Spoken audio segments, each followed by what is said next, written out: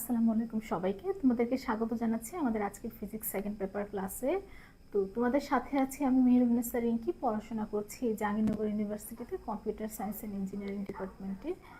তো তোমরা হচ্ছে বোর্ডটা ক্লিয়ারলি দেখতে পাচ্ছ নাকি, আর আমার সাউন্ড তোমাদের কাছে ক্লিয়ারলি শোনা যাচ্ছে নাকি, এটা সবাই একটু কমেন্টে জানাও।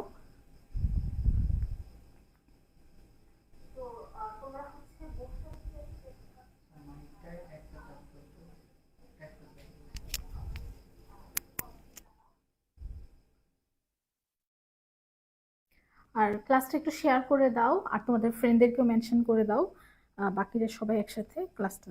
আচ্ছা, প্রিয়ম লিখেছে আসসালামু আলাইকুম আপু। ওয়ালাইকুম আসসালাম। তোমাদের আজকের পরীক্ষা কার কেমন হলো জানাও তো কমেন্টে দেখি।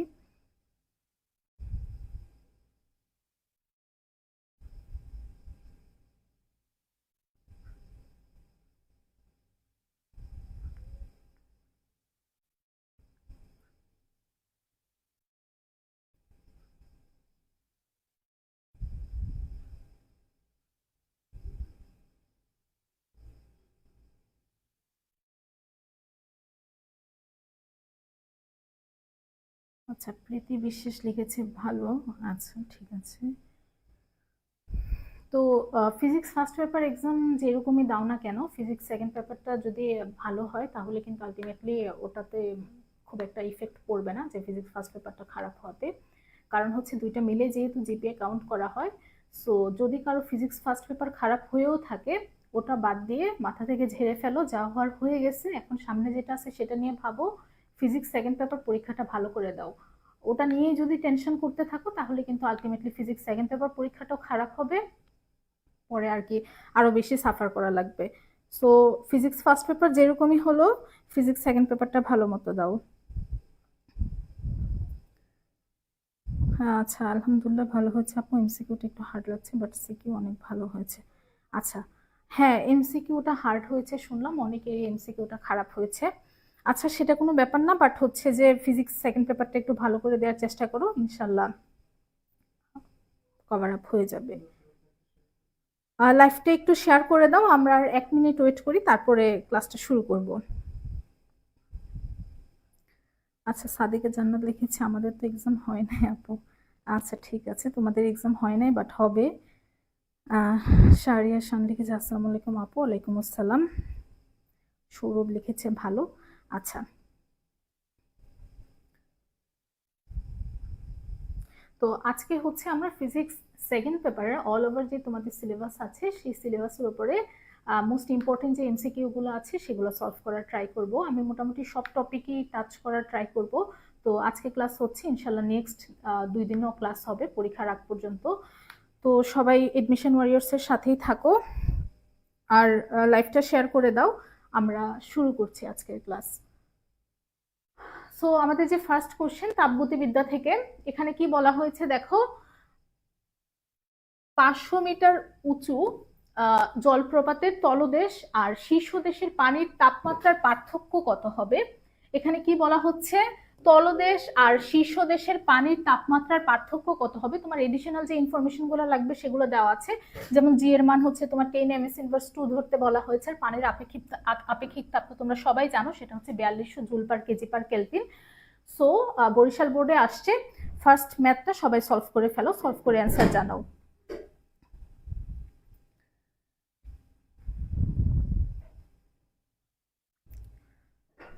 আচ্ছা,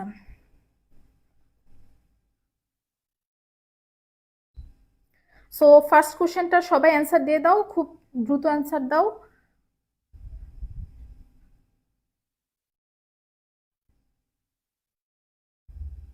আচ্ছা, তো যখন হচ্ছে 500 মিটার উঁচুতে পানির লেভেলটা আছে সেক্ষেত্রে কি হবে, তখন আমরা জানি কি, যখন কোনো কিছু উঁচুতে থাকে বা 500 মিটার উচ্চতায় যেহেতু দেওয়া আছে, সো তার মধ্যে একটা কি শক্তি সঞ্চিত থাকবে বলো, বিভব শক্তি সঞ্চিত থাকবে।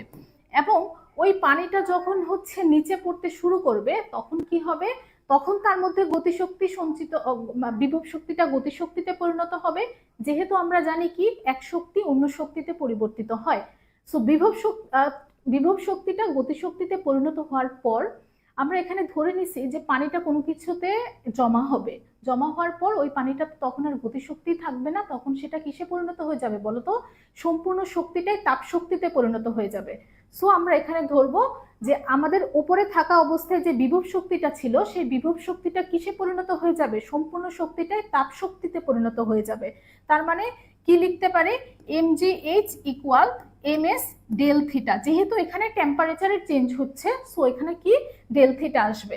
তার মানে বোথ সাইড থেকে কাটাকাটি যায়, কি বের করতে হবে আমাকে? কিন্তু টেম্পারেচারের পার্থক্যই বের করতে হবে, মানে ডেল থিটাটা বের করতে হবে। তাহলে কি লেখা যায়? ডেল থিটা ইকুয়াল লেখা যায় হচ্ছে GH ডিভাইডেড বাই S। তোমাকে তো সব ইনফরমেশন দেওয়াই আছে। জি এর মান দেওয়া আছে হচ্ছে 10। কেউ আবার ভুলে 9 ইউজ করো না এখানে, যেহেতু এখানে বলে দেওয়া আছে যে জি এর মানটা 10 ধরতে হবে। আর H তো দেওয়া আছে 500 মিটার, তার মানে H ইকুয়াল 500। S তো S এর মানটাও বলে দেওয়া আছে, সেটা হচ্ছে 4200। অনেক সময় নাও বলে দেওয়া থাকতে পারে, সেহেতু তোমার মানটা মনে রাখতে হবে। তার মানে কি আসতেছে? ডেল থিটাটা কত আসতেছে সবাই আমাকে জানাও, কত ডিগ্রি সেলসিয়াস আসতেছে? আচ্ছা আপু, আমার 7টা এমসিকিউ হয়েছে, পাস করব। পাস যেহেতু তোমার ফার্স্ট পেপার আর সেকেন্ড পেপার মিলেই, সেহেতু তুমি হচ্ছে ফিজিক্স সেকেন্ড পেপার পরীক্ষাটা একটু ভালো করে দেওয়ার চেষ্টা করো, হোপফুলি ভালো হবে ইনশাল্লাহ। আচ্ছা, সো সবাই হচ্ছে কত আসছে তোমাদের অ্যান্সার?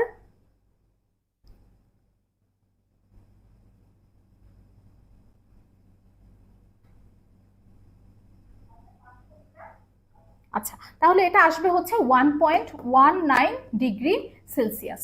তো আমরা দেখলাম যে একটা জলপ্রপাত যখন তলদেশে শীর্ষ দেশে থাকে তখন তার মধ্যে কি সঞ্চিত থাকে? পানির মধ্যে সঞ্চিত থাকে বিভব শক্তি। সেটাই যখন হচ্ছে পড়া শুরু করে তখন তার মধ্যে গতিশক্তি সঞ্চিত হলেও সেটা যখন একটা জায়গায় জমা হয় তখন সেই গতিশক্তিটা কি সে সম্পূর্ণটাই তাপ শক্তিতে পরিণত হয়ে যাচ্ছে। সো বিভব শক্তিটা এখানে কিসে পরিণত হবে? সম্পূর্ণটাই পরিণত হবে হচ্ছে তাপ শক্তিতে। আচ্ছা, সো দেখো এই কোশ্চেনটা আসছে যশোর বোর্ড 23-এ। কোন তাপগতীয় প্রক্রিয়ার ক্ষেত্রে ডিকিউ ইকুয়াল ডিডব্লিউ হবে? আমরা সবাই হচ্ছে তাপগতিবিদ্যার প্রথম সূত্র জানি। তাপগতিবিদ্যার প্রথম সূত্র আমাদের কি বলা হয়েছে? ডিকিউ ইকুয়াল হচ্ছে ডিইউ প্লাস ডিডব্লিউ। সো এই সূত্র ইউজ করে এখন তোমরা বলো যে কোন তাপগতীয় প্রক্রিয়ার ক্ষেত্রে ডিকিউ ইকুয়াল ডিডব্লিউ হবে। তার মানে ডিইউর ভ্যালুটা 0 হবে। ডিইউর ভ্যালুটা 0 হয় কোন তাপগতীয় প্রক্রিয়ায়? ডিইউর ভ্যালুটা 0 হয় কোন তাপগতীয় প্রক্রিয়ায়? আচ্ছা, প্রিয় অ্যান্সার দিয়েছিল 1-এর বি। সৌরভ অ্যান্সার দিয়েছে, থ্যাংকস আপু, ওয়েলকাম সৌরভ। সো তোমরা হচ্ছে একটা সূত্র পড়ে থাকবা ডিউর, সেটা হচ্ছে এনসিভি ডিটি। তার মানে দেখো এনসিভি এটা তো কনস্ট্যান্টই, ডিউটা মেনলি কিসের উপর ডিপেন্ড করতেছে? টেম্পারেচারের পরিবর্তনের উপর। তার মানে টেম্পারেচার বা তাপমাত্রা যদি চেঞ্জ না হয় সেখানে কি ডিউটাও 0 হবে, বা তাপমাত্রা পরিবর্তন 0 হলে ডিউ 0 হবে। আমরা কখন জানি যে কখন তাপমাত্রার পরিবর্তন হয় না বা কোন তাপগতীয় প্রক্রিয়ায় তাপমাত্রার পরিবর্তন হয় না? সেটা আমরা সবাই জানি যে সমুষ্ণ প্রক্রিয়ায় টেম্পারেচারের কোনো চেঞ্জ হয় না। তার মানে সমুষ্ণ প্রক্রিয়ায় কি হবে বলো? ডিকিউ ইকুয়াল ডিডব্লিউ হবে। তাহলে রুদ্ধতাপীয় প্রক্রিয়ায় আমরা জানি ডিকিউ ইকুয়াল হচ্ছে 0। সম-আয়তন প্রক্রিয়ার বেলায় আমরা জানি কি বলো? DV equal 0। সমচাপের বেলায় আমরা কি জানি? DP equal 0। মানে নাম দেখেই কিন্তু বোঝা যাচ্ছে সম আয়তন, আয়তনের কোনো চেঞ্জ হচ্ছে না। সমচাপ, চাপের কোনো চেঞ্জ হচ্ছে না। সম উষ্ণ, উষ্ণতার কোনো চেঞ্জ হচ্ছে না। সো এখানে আমরা কি দেখলাম বলো? কোন তাপগতীয় প্রক্রিয়ার ক্ষেত্রে? সমুষ্ণ প্রক্রিয়ার ক্ষেত্রে ডিকিউ ইকুয়াল ডিডব্লিউ। আচ্ছা, সো দেখি সবাই কি লিখছে। আচ্ছা হ্যাঁ, তাসরিন প্রিয় অ্যান্সার দিয়েছে 2-এর বি। ঠিক আছে, সো এটা টাফ ছিল না, ইজি ছিল। তারপরেরটাতে আসি, রুদ্ধতাপীয় আর সমুষ্ণ প্রক্রিয়ার ক্ষেত্রে পি ভার্সেস ভি লেখচিত্রের ছেদবিন্দুতে ঢালদ্বয়ের অনুপাত। এটা ময়মনসিংহ বোর্ডে আসছে, এটা তো একদম মুখস্থ যে রুদ্ধতাপীয় সমুষ্ণ প্রক্রিয়ার ক্ষেত্রে পি লেখচিত্রের ঢালদ্বয়ের অনুপাত হচ্ছে গামা। তার মানে অ্যান্সারটা হচ্ছে গামা। এগুলো আসলে ওরকম ইয়ে করার কিছু নয়। তোমারটা এই টাইপের কোশ্চেনগুলো হচ্ছে ফার্স্টে অ্যান্সার করার ট্রাই করবা, যেগুলো একটু বড় সেগুলো শেষের দিকে অ্যান্সার করার ট্রাই করবা, কারণ দেখা যায় যে এমসিকিউ সলভ করার ক্ষেত্রে টাইম ম্যানেজমেন্টের কিন্তু অনেক প্রবলেম হয় তোমাদের। যেহেতু যেমন আজকে আমাদের পেজে একজন মেসেজ দিল, ওর হচ্ছে যে 46 আসবে সিকিউতে, বাট এমসিকিউ ও অ্যাপ্রক্সিমেটলি 3টা নাকি 4টা দাগাইছে বললো। সো প্যানিক হয়ে যাওয়ার কারণে বা আর অ্যান্সারই করতে পারে নাই। আচ্ছা, 2B অ্যান্সার দিয়েছে। আচ্ছা, আমরা তাহলে পরেরটাতে যাচ্ছি। পরেরটা দেখো, পরেরটা হচ্ছে কি বলা হচ্ছে, এটাও তাপগতিবিদ্যা থেকে। 40 ডিগ্রি সেলসিয়াস তাপমাত্রায় 1 মোল অক্সিজেন গ্যাসকে ধীরে প্রসারিত করে আয়তন দ্বিগুণ করলে সম্পূর্ণ কৃতকাজ হলো। তাহলে একটু খেয়াল করে দেখবা যে এখানে কিন্তু টেম্পারেচারটা কোনো চেঞ্জ হচ্ছে না।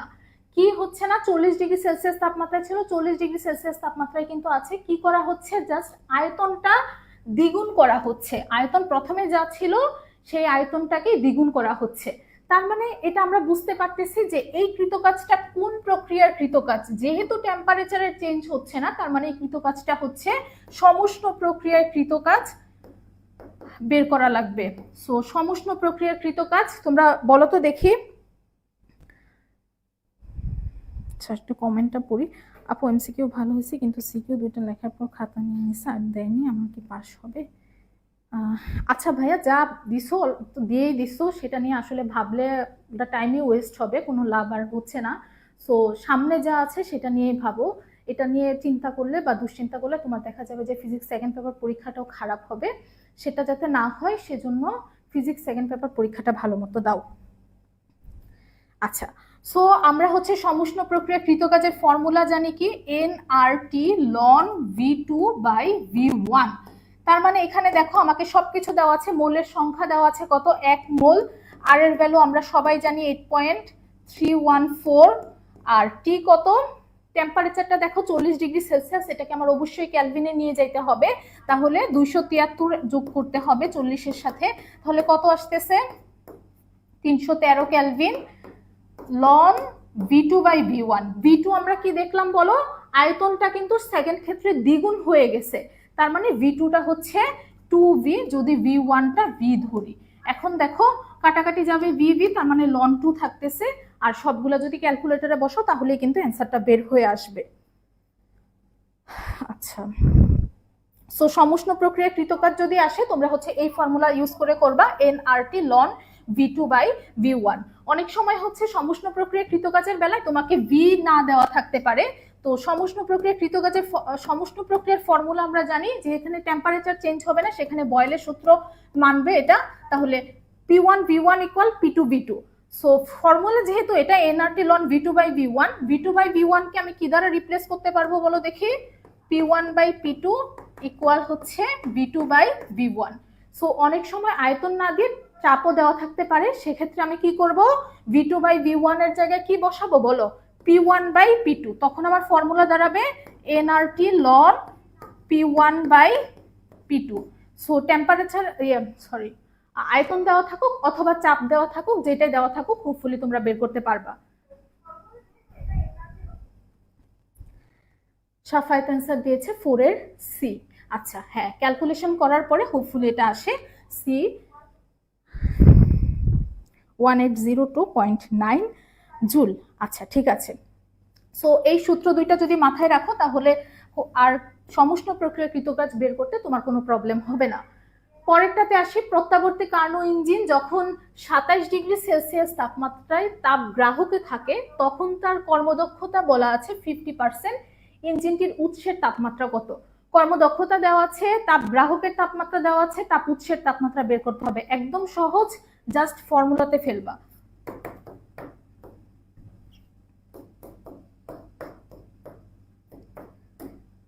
সো সবাই বের করে ফেলো কত আসে।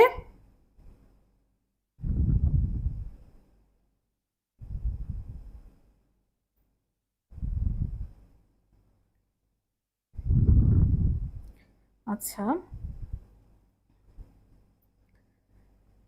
তাহলে এটা আমাকে দেওয়া আছে 50% বা 50/100, যেটা আসবে হচ্ছে হাফ।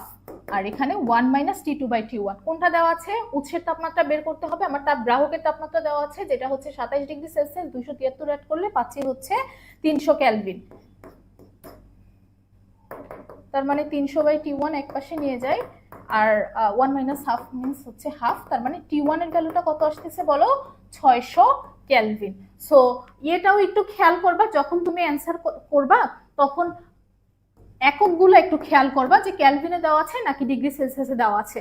সো 600 কেলভিন পাওয়ার পরে ধরো তোমার অ্যান্সারগুলো যদি ডিগ্রি সেলসিয়াসে থাকতো, তখন এখানে কিন্তু তোমার 600 ডিগ্রি সেলসিয়াসও থাকতে পারতো অ্যান্সার।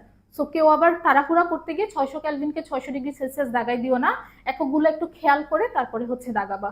ক্যালভিনে থাকলে সেটাকে যদি ডিগ্রি সেলসিয়াসে নিতে হয় তাহলে আমরা কি করব, 273 মাইনাস করব।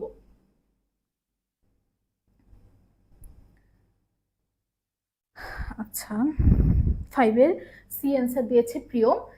হ্যাঁ, তাহলে আমরা 5 এর অ্যান্সার কত পাচ্ছি বলো, সি। কার্নোর ইঞ্জিন টপিকটা ইম্পর্টেন্ট, এটা থেকে একটা এমসিকিউ থাকেই।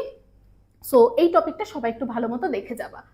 পরেরটাতে যাই, এটাও কার্নো ইঞ্জিন থেকে আসছে। দেখো কি বলা হচ্ছে, কার্নো ইঞ্জিন 600 কেলভিন তাপমাত্রার তাপ উৎস থেকে 1200 জুল তাপ গ্রহণ করে এবং তাপ গ্রাহকে 300 জুল তাপ বর্জন করে, ইঞ্জিনের দক্ষতা কত? সো আমরা কিন্তু জানি যে কার্নোর ইঞ্জিন যেহেতু একটা প্রত্যাবর্তী ইঞ্জিন, সো কার্নোর ইঞ্জিনের ক্ষেত্রে হচ্ছে T1/T2 ইকুয়াল হচ্ছে Q1/Q2, বা T2/Q1 কি লেখা যায়, Q2/Q1। তার মানে আমরা হচ্ছে কর্মদক্ষতার যে ফর্মুলা জানি সেটা কি বলো, 1 মাইনাস T2/T1, বা T2/T1 ইকুয়াল, যেহেতু আমরা Q2/Q1 লিখতে পারবো, তার মানে এটাকে কি লেখা যাবে বলো, 1 মাইনাস Q2/Q1। তো তোমাকে যেটা দেওয়া থাকবে তুমি সেটা ইউজ করবা। টেম্পারেচার দেওয়া থাকলে ফার্স্ট ফর্মুলা, আর যদি তাপ দেওয়া থাকে তাহলে হচ্ছে সেকেন্ড ফর্মুলা ইউজ করবা। এখানে দেখো আমার হচ্ছে তাপ গ্রাহকে কতটুকু তাপ বর্জন করতেছে আর তাপ উৎস থেকে কতটুকু তাপ গ্রহণ করতেছে, দুইটাই দেওয়া আছে। টেম্পারেচার শুধু হচ্ছে উৎসেরটা দেওয়া আছে, গ্রাহকেরটা দেওয়া নাই। এজন্য আমি কি করব বলতো, তাপের ফর্মুলা দিয়ে করব। তার মানে এটা ইকুয়াল কত পাচ্ছি আমরা, 1 মাইনাস Q2/Q1। তাহলে তাপ বর্জন করতেছে কতটুকু, 300 জুল, যেটা হচ্ছে Q2, আর তাপ গ্রহণ করতেছে কতটুকু, 1200 জুল, যেটা হচ্ছে Q1। Q2 হচ্ছে কতটুকু বর্জন করে, Q1 হচ্ছে কতটুকু গ্রহণ করে। তাহলে কত পাচ্ছি এখান থেকে, 1 মাইনাস 1/4, তার মানে হচ্ছে 3/4। আর যেহেতু কর্মদক্ষতা, এটা অবশ্যই পার্সেন্টেজে বের করতে হবে, তার মানে কি করতে হবে, এখানের সাথে হচ্ছে 100% মাল্টিপ্লাই করতে হবে। তাহলে কত পাচ্ছি, 3×25 হচ্ছে 75%, তার মানে কর্মদক্ষতা পাচ্ছি হচ্ছে 75%। সো কোশ্চেন যেভাবে বলবে, যদি টেম্পারেচার দুইটা দেওয়া থাকে, তাপগ্রাহকের তাপমাত্রা, তাপ উৎসের তাপমাত্রা, তাহলে তুমি 1 মাইনাস T2/T1, আর যদি কতটুকু তাপ বর্জন করে কতটুকু তাপ গ্রহণ করে দেওয়া থাকে, তাহলে হচ্ছে 1 মাইনাস Q2/Q1। 6 এর ডি অ্যান্সার দিয়েছে প্রিয়ম, অ্যান্সার দিয়েছে। হ্যাঁ, প্রিয়ম সবগুলোর কারেক্ট অ্যান্সার দিচ্ছে। পরেরটাতে যাই, 7 নম্বর কোশ্চেনটাতে দেখো কি বলা হচ্ছে, 0.01 কেজি পানিকে 0 ডিগ্রি সেলসিয়াস থেকে 10 ডিগ্রি সেলসিয়াস তাপমাত্রায় উত্তপ্ত করা হলো। আচ্ছা, তো এনট্রপির পরিবর্তন তাহলে এখানে কত হচ্ছে? এখন এনট্রপির পরিবর্তনের বেলায় আমাদের দুইটা কেস অ্যারাইজ করে। একটা হচ্ছে তোমার শুধুমাত্র অবস্থার পরিবর্তন যদি হয় সেক্ষেত্রে একটা ফর্মুলা, আর যদি তাপমাত্রার পরিবর্তন হয় সেক্ষেত্রে আরেকটা ফর্মুলা। এখানে দেখো কি হচ্ছে, 0 ডিগ্রি সেলসিয়াস থেকে 10 ডিগ্রি সেলসিয়াসে চলে যাচ্ছে। তার মানে কি বলো দেখি, তাপমাত্রা চেঞ্জ হচ্ছে। সো তাপমাত্রা চেঞ্জ হলে এনট্রপি ডিএস হচ্ছে ms ln T2/T1। এই ফর্মুলা দিয়ে করতে হবে, ms ln T2/T1। আর যদি তোমার হচ্ছে অবস্থানের পরিবর্তন হতো, অবস্থানের পরিবর্তন মানে যদি পানি ধরো বরফে পরিণত হচ্ছে বা পানি বাষ্পে পরিণত হচ্ছে, মানে টেম্পারেচার ঠিকই আছে, জাস্ট অবস্থাটা চেঞ্জ হচ্ছে, সেক্ষেত্রে তোমার ধরো পানি যদি বরফে পরিণত হয়, সেক্ষেত্রে MLF, এফ এর মান তো সবাই জানো, LF, যেটা হচ্ছে গলনের আপেক্ষিক সুপ্ততাপ, মানে হচ্ছে এটার মানটা হচ্ছে 3.36 ইন্টু 10⁵। এটা হচ্ছে পানি থেকে বরফে যখন পরিণত হচ্ছে তখন এনট্রপির পরিবর্তন। আবার পানি যখন বাষ্পে পরিণত হচ্ছে, বাষ্পীভবনের আপেক্ষিক সুপ্ততাপ, সেটার জন্য তখন এনট্রপির পরিবর্তনটা হবে MLV। এলভির মানটা হচ্ছে 2.268 ইন্টু 10⁶। সো পানি যখন বরফে পরিণত হচ্ছে তখন আমরা ফর্মুলা ইউজ করবো MLF, আর পানি যখন বাষ্পে পরিণত হচ্ছে এমএলবি, মানে এই দুইটা কেসই কিসের জন্য বলো দেখি? অবস্থার পরিবর্তন হচ্ছে, পানি এক অবস্থা থেকে অন্য অবস্থাতে যাচ্ছে। আর এটা কিসের জন্য? যখন আমার অবস্থার পরিবর্তন হচ্ছে না, টেম্পারেচার চেঞ্জ হচ্ছে। তো আমাদের এই ক্ষেত্রে হচ্ছে তাপমাত্রা চেঞ্জ হচ্ছে। তার মানে আমরা হচ্ছে ওই ফর্মুলা দিয়ে করব। তাহলে আমাদের কাছে মনে হয় সব ইনফরমেশন দেওয়া আছে। দেখো ms ln T2 by T1, m কত বলা? 0.01 কেজি। এস কত দেওয়া? যেহেতু কিছু দেওয়া নাই, যে আমি কিছুক্ষণ আগে বলছি যে পানির আপেক্ষিক সুপ্ততাপ, এটা কিন্তু মাথায় রাখতে হবে। তার মানে সেটা হচ্ছে 4200 joule per KG per kelvin লন T2 বাই T1। T2 কত? 10 ডিগ্রি সেলসিয়াস। তাহলে 10 কে কিসে নিতে হবে? ডিগ্রি সেলসিয়াসকে কেলভিনে নিতে হবে। তার মানে 273 যোগ করতে হবে। তাহলে কত আসতেছে? 283। আর 0 ডিগ্রি সেলসিয়াস এটাকে কেলভিনে নিলে সেটা হচ্ছে 273 কেলভিন। তাহলে এখান থেকে হচ্ছে জাস্ট অ্যান্সারটা বের করে ফেলবা।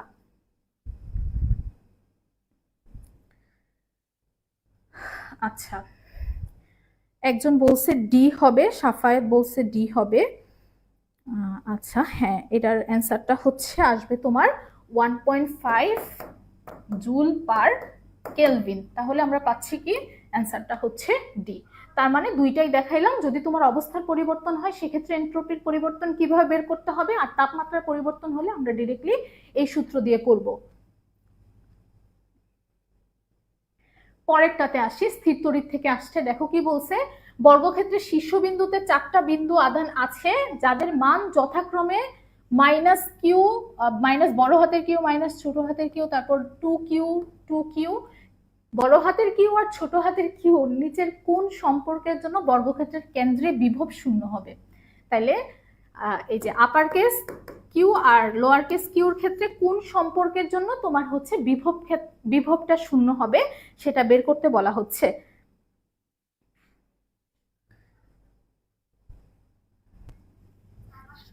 কি করতে হবে তাহলে দেখি, সবাই বলো। আমাদের বিভব যদি বের করতে হয় আমাদের আসলে কোনো ঝামেলা নাই, কারণ আমরা সবাই জানি বিভব স্কেলার রাশি, এটা নর্মালি যোগ করলে, বীজগাণিতিক যোগ করলেই হয়ে যায়। তাহলে দেখো বিভব আমাকে বলছে শূন্য হবে, তার মানে বিভবের ফর্মুলা তো আমরা সবাই জানি, সেটা হচ্ছে 1/4 পাই এপসাইলন নট আর কিউ বাই আর। দেখো বর্গক্ষেত্রের কেন্দ্রে মানে কিন্তু হচ্ছে আমার, ধরো এখানে 4টা চার্জ আছে, মাইনাস কিউ, 2Q 2Q,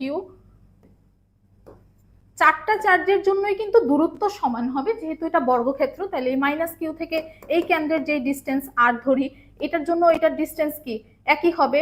এই 2Q থেকে এই কেন্দ্রের ডিস্টেন্সও সেম হবে, এই 2Q থেকে এই কেন্দ্রের ডিস্টেন্সও কিন্তু সেম হবে। তার মানে দূরত্ব আলটিমেটলি সেমই হচ্ছে। সো দূরত্বটাও কিন্তু আমি কমন নিতে পারবো। আচ্ছা, কেউ যদি না বুঝো আমি পুরাটাই লিখি, V1 plus V2 plus V3 plus V4, মানে বিভব বলছে শূন্য হবে, তার মানে 4টা বিভবের যোগফল হচ্ছে শূন্য। তাহলে এখান থেকে আমি কি পাই? 1/4 পাই এপসাইলন নট V1। এটা যদি ধরি এটার চার্জটা মাইনাস কিউ, তাহলে minus q by r. V2 জন্য কি লিখতে পারবো বলো? 1/4 পাই এপসাইলন নট V2 হচ্ছে, আমি ধরে নিচ্ছি এটার চার্জটা হচ্ছে মাইনাস ছোট হাতের কিউ, তাহলে minus q by R plus, এরকম সবগুলোর জন্য লিখতে পারবো আর কি। তাহলে দেখো সবগুলা থেকে আমার কি কমন যাচ্ছে? 1/4 পাই এপসাইলন নট, আর নিচে আর কিন্তু কমন যাচ্ছে, সবগুলোর জন্যই এটা কমন যাবে। তার মানে 1/4 pi epsilon naught into 1/r। আর চার্জ কি কি থাকতেছে? প্রথমটাতে থাকবে হচ্ছে মাইনাস কিউ, তারপরেরটাতে থাকতেছে মাইনাস কিউ, তারপরেরটাতে কি থাকবে বলো? Plus 2Q। আমি একটু মুছে দিচ্ছি যেহেতু জায়গা হচ্ছে না। প্লাস 2Q ইকুয়াল হচ্ছে 0। তার মানে কি পাচ্ছি বলো? ছোট হাতের কিউ আর বড় হাতের কিউর মধ্যে সম্পর্ক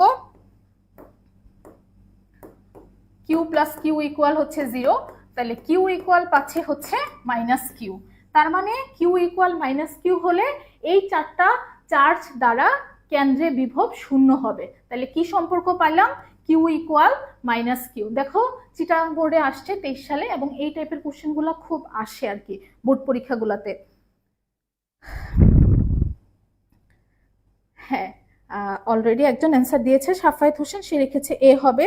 তাসপিয়া তাসরিন প্রিয়মও অ্যান্সার দিয়েছে এ হবে। তোমাদের অ্যান্সার কারেক্ট। পরেরটাতে আসি, ইলেকট্রনের আধান ই হলে নিচের কোনটি কোনো বস্তুর আধান? আচ্ছা, এটা হতে পারে না, হয়তো হতে পারে না। কোনটি আধান হতে পারে না? আমরা চার্জের কোয়ান্টায়ন থেকে জানি যে কিউ ইকুয়াল হচ্ছে এনই। এনই মানে হচ্ছে তোমার এই ইলেকট্রনের যে গুণিতকটা হবে সেটা সব সময় হচ্ছে একটা পূর্ণ সংখ্যা হবে, এটা কোনো ভগ্নাংশ হতে পারবে না। তাইলে এন কি হবে? সব সময় একটা পূর্ণ সংখ্যা হবে। পূর্ণ সংখ্যা মিন্স কি? 1 2 3 4 5 6 এরকম আর কি।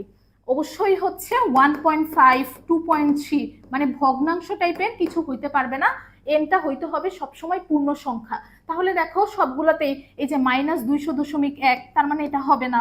100.67 এটাও একটা ফ্র্যাকশন। 500.5 ই এটাও হবে না। তার মানে অ্যান্সারটা কি বলো? ই। যেহেতু ই এর গুণিতকটা কি একটা পূর্ণ সংখ্যা, তার মানে আমরা সবসময় জানি প্রকৃতিতে যে চার্জগুলো এক্সিস্ট করে সবগুলার কি গুণিতকটা হচ্ছে পূর্ণ সংখ্যা। হ্যাঁ, এ হবে। পরেরটাতে যাই। বায়ুতে একটা সমান্তরাল পাত ধারকের প্রতি পাতে চার্জের তলমাত্রিক ঘনত্ব দেওয়া আছে 8.854 × 10⁻12 কুলম্ব পার মিটার স্কয়ার। ধারকের অভ্যন্তরে কে ইকুয়াল 5 পরাবৈদ্যুতিক ধ্রুবকযুক্ত পদার্থ প্রবেশ করানো হলে তড়িৎ প্রাবল্য কত হবে? এটাও সিম্পলি করা যায়, জাস্ট তুমি যদি হচ্ছে ফর্মুলা মাথায় রাখো তাহলে ম্যাথ করা যাবে। তাইলে হচ্ছে দেখো আমি ফর্মুলাটাও তোমাদের জন্য লিখে দিচ্ছি। তড়িৎ প্রাবল্য কিভাবে বের করব? তড়িৎ প্রাবল্যটা হবে হচ্ছে সিগমা বাই এপসাইলন নট, আর যেহেতু পরাবৈদ্যুতিক ধ্রুবক এখানে আছে কে, তাহলে epsilon naught into k. Sigma কত দেওয়া আছে? চার্জের তলমাত্রিক ঘনত্ব, চার্জের তলমাত্রিক ঘনত্ব দেওয়া আছে হচ্ছে 8.854 × 10⁻12 ডিভাইডেড বাই এপসাইলন নট কত? এটার মানটা কিন্তু মুখস্থই রাখতে হবে, সেটাও আমরা জানি 8.854 × 10⁻12। এপসাইলন নট হচ্ছে শূন্যস্থানের ভেদনযোগ্যতা, এটার মানটাও মুখস্থ রাখতে হবে তোমাদের। আর পরাবৈদ্যুতিক ধ্রুবকের মান কত দেওয়া আছে? সেটা হচ্ছে কে ইকুয়াল 5। তার মানে দেখো এই দুইটা আলটিমেটলি কাটাকাটি যায়, থাকতেছে কি বলো? 1/5। 1/5 কত আসে? 0.2। তাহলে 0.2 নিউটন পার কুলম্ব হচ্ছে তড়িৎ প্রাবল্য। তার মানে ফর্মুলা হচ্ছে এটা। তড়িৎ প্রাবল্য আমরা কিভাবে বের করব? যখন চার্জের তলমাত্রিক ঘনত্ব দেওয়া থাকবে সেটা হচ্ছে E equal sigma by epsilon naught K. এখানে সিগমাটা হচ্ছে চার্জের তলমাত্রিক ঘনত্ব, এপসাইলন নটটা হচ্ছে শূন্যস্থানের ভেদনযোগ্যতা, কে হচ্ছে পরাবৈদ্যুতিক ধ্রুবক ওই মাধ্যমের, যে মাধ্যম তোমাকে দেওয়া থাকবে। আচ্ছা, কমেন্ট পড়ি। 9 এর এ, 9 এর অ্যান্সার দিচ্ছে ওরা স্টিল। আচ্ছা, পরেরটাতে আসি, আমরা 11 নাম্বারে চলে আসছি। সো 11 কি বলছে দেখো? 4.0 × 10⁴ ভোল্ট পার মিটার সুষম ক্ষেত্র প্রাবল্য বিশিষ্ট বৈদ্যুতিক ক্ষেত্রে একটা প্রোটনের উপর ক্রিয়াশীল বল কত হবে? এটা সবাই অ্যান্সার দিয়ে দাও, খুবই সহজ। আমরা জাস্ট হচ্ছে ইলেকট্রিক ফোর্সের যেই সূত্র জানি F ইকুয়াল QE, ওই ফর্মুলা দিয়ে করে ফেলতে পারবো। প্রোটনের জন্য আমরা কি জানি? প্রোটনের চার্জ কত? প্রোটনের চার্জ হচ্ছে 1.6 × 10⁻19 কুলম্ব। আর তড়িৎ প্রাবল্য তো তোমাকে দেওয়াই আছে, সেটা হচ্ছে 4 × 10⁴ ভোল্ট পার মিটার। দেখো এই টাইপের কোশ্চেন গুলো কিন্তু আসতেছে বোর্ডে, সো খুব যে টাফ কোশ্চেন হবে সেরকম কিন্তু না।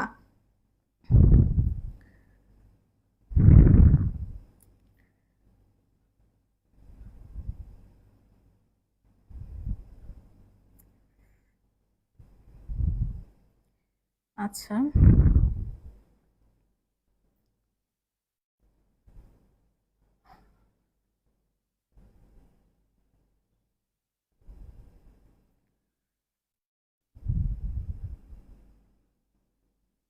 আচ্ছা আর পরেরটাতে যাই তাহলে। F ইকুয়াল QE তোমাদের কত আসছে? কেউ তো অ্যান্সার বললে না।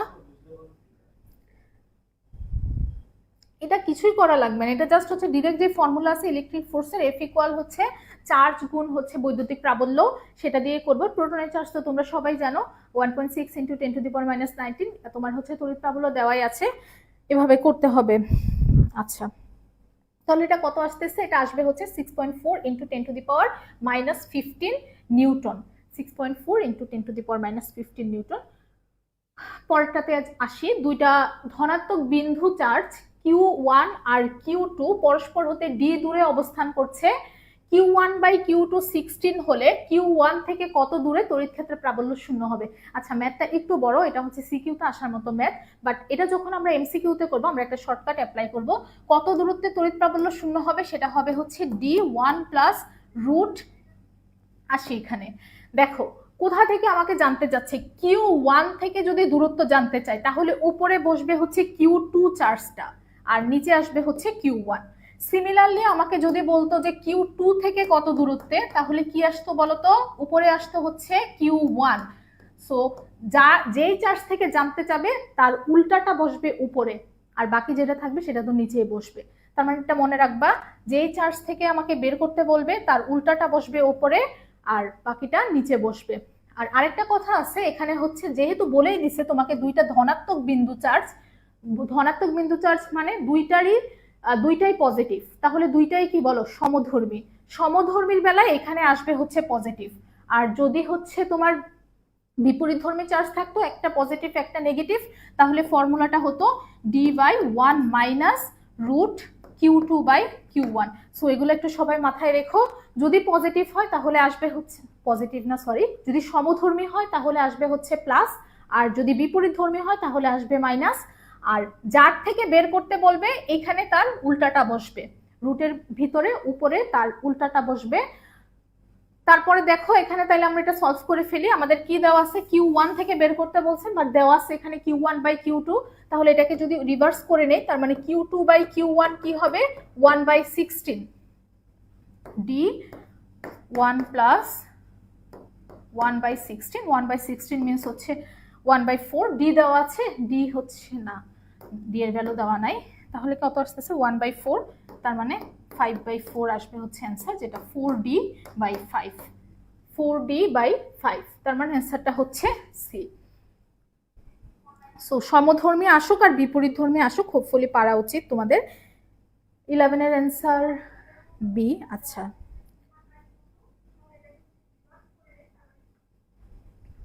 12 সি। হ্যাঁ, জিলুর রহমান আপু, আসসালামু আলাইকুম। ওয়ালাইকুম আসসালাম। মাহমুদা অ্যান্সার দিয়েছে 12 সি, প্রিয়ম অ্যান্সার দিয়েছে 12 সি। হ্যাঁ, তাহলে অ্যান্সারটা হচ্ছে 12 সি। আর যদি সমধর্মী হয়, বিপরীতধর্মী হয়, অথবা কোথা থেকে বের করতে হবে, বা দুইটা যদি রিভার্স করা হয় কিভাবে কি করতে হবে, সবগুলাই বলে দিছি, হোপফুলি পারা উচিত যেভাবে আসুক। পরেরটাতে আসি, দেখো বর্তনীর তুল্য ধারকত্ব দেওয়া আছে, চিটাং বোর্ডে আসছে, খুবই সহজ একটা সার্কিট। এখানে দেখো কি আছে, C2 আর C3 কিসে আছে, C2 আর C3 হচ্ছে সমান্তরালে আছে। আমরা কি জানি, ধারকের বেলায় যদি সমান্তরালে থাকে তাহলে সেটাকে হচ্ছে সরাসরি যোগ করে দিব। তার মানে C2 প্লাস C3 করলে আমরা কত পাচ্ছি বলো দেখি, এখানে পাচ্ছি হচ্ছে 4 মাইক্রোফ্যারাডে। আচ্ছা, তার সাথে C1 কিসে আছে বলো দেখি, শ্রেণীতে আছে। সো শ্রেণীতে থাকলে আমরা কি করব, এখন তুল্য ধারকত্ব বের করার জন্য 1/CS 1/5, আর এই দুইটা মিলে আমরা পাইছি হচ্ছে 1/4।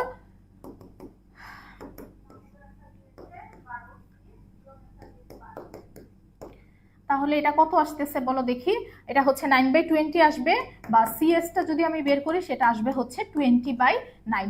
খুবই সহজ। প্রথম C2 আর C3 হচ্ছে তোমার সমান্তরালে আছে, সেটাকে ডিরেক্টলি যোগ করব, তার সাথে C1 আছে হচ্ছে শ্রেণীতে, তাহলে কি করব, তাকে আবার হচ্ছে রিভার্স করে করা লাগবে। তার মানে 1/CS ইকুয়াল 1/5, 5 হচ্ছে C1, আর এই C2 আর C3 মিলে আমরা কত পাইছি বলো, 4 প্লাস 1/4। এখন যদি যোগ বিয়োগ করো ইজিলি CS এর মান বের হয়ে আসবে।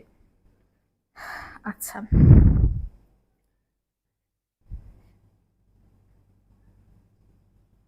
তার মানে অ্যান্সার কত বলো দেখি, 20/9, 9 হচ্ছে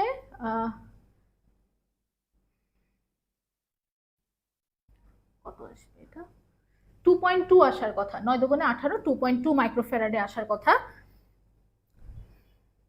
পরেরটাতে যাই। আচ্ছা দেখো, এটাও কিন্তু আগের সার্কিটটা দিয়ে আমাকে সলভ করতে হবে। তাহলে এখানে কি বলছে একটু খেয়াল করো, বর্তনীটার C1 ধারককে C2 আর C3 সহিত যদি সমান্তরালে যুক্ত করি, এখানে বলছে কি বলো, C2 C3 কিসে ছিল, সমান্তরালে ছিল, তার সাথে C1 কিসে ছিল, শ্রেণীতে ছিল। কিন্তু এখন কি বলছে, C C1 কিন্তু শ্রেণীতে থাকা যাবে না, C1 কে কি করতে হবে, তাদের সাথে সমান্তরালে যুক্ত করতে হবে। তো যুক্ত করলে সঞ্চিত শক্তির মান পূর্বের মানের কত গুণ হবে। তার মানে এখন আলটিমেটলি সোজা কথাই হচ্ছে C1 C2 C3 তিনটাই কিসে থাকবে বলো, সমান্তরালে থাকবে। সো তিনটাই যদি সমান্তরালে থাকে তার মানে আমরা কি করব, ডিরেক্টলি যোগ করলেই কিন্তু পেয়ে যাচ্ছি। তার মানে 5 2 7 7 2 হচ্ছে 9। তাহলে তুল্য ধারকত্ব কত পাচ্ছি, সেকেন্ড ক্ষেত্রে C2 এর বেলায় পাচ্ছি হচ্ছে 9 মাইক্রোফ্যারাডে। তাহলে তোমাকে বলছে সঞ্চিত শক্তির মান, সঞ্চিত শক্তি আমরা জানি U ইকুয়াল হচ্ছে হাফ CV স্কয়ার। তার মানে C2 পাইছি হচ্ছে 9 মাইক্রোফ্যারাডে, C1 কত পাইছিলাম বলো দেখি, C1 পাইছিলাম হচ্ছে আমরা 20/9 মাইক্রোফ্যারাডে। তার মানে এখন যদি সঞ্চিত শক্তি কম্পেয়ার করি তাহলে কি আসতেছে, U2/U1 কি লিখতে পারবো, এটার সাথে কি সম্পর্ক, কিসের সম্পর্ক, সি, মানে সঞ্চিত শক্তির সাথে ধারকত্বের কি সম্পর্ক বলো দেখি, সমানুপাতিক। তাহলে U2/U1 আমরা কি লিখতে পারবো, C2/C1। তার মানে 9/20/9। তাহলে কাটাকাটি করলে 9 দুগুণে 9 নং হচ্ছে 81, 81/20। তার মানে U2 কি হচ্ছে বলো দেখি,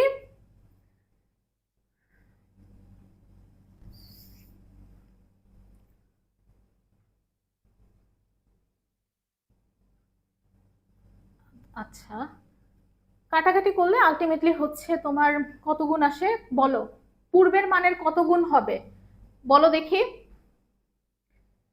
এখানে আমরা কত পাচ্ছি, 81 পাচ্ছি হচ্ছে 20, তাহলে পূর্বের মানের কত গুণ হচ্ছে,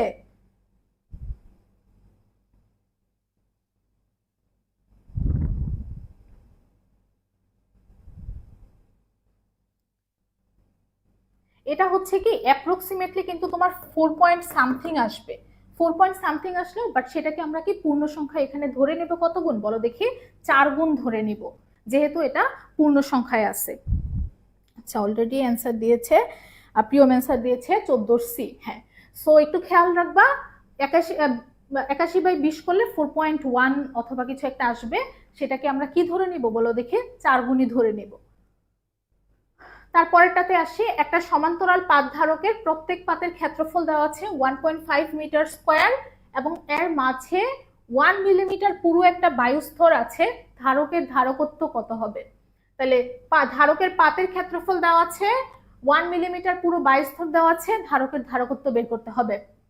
বের করে ফেলো দেখি,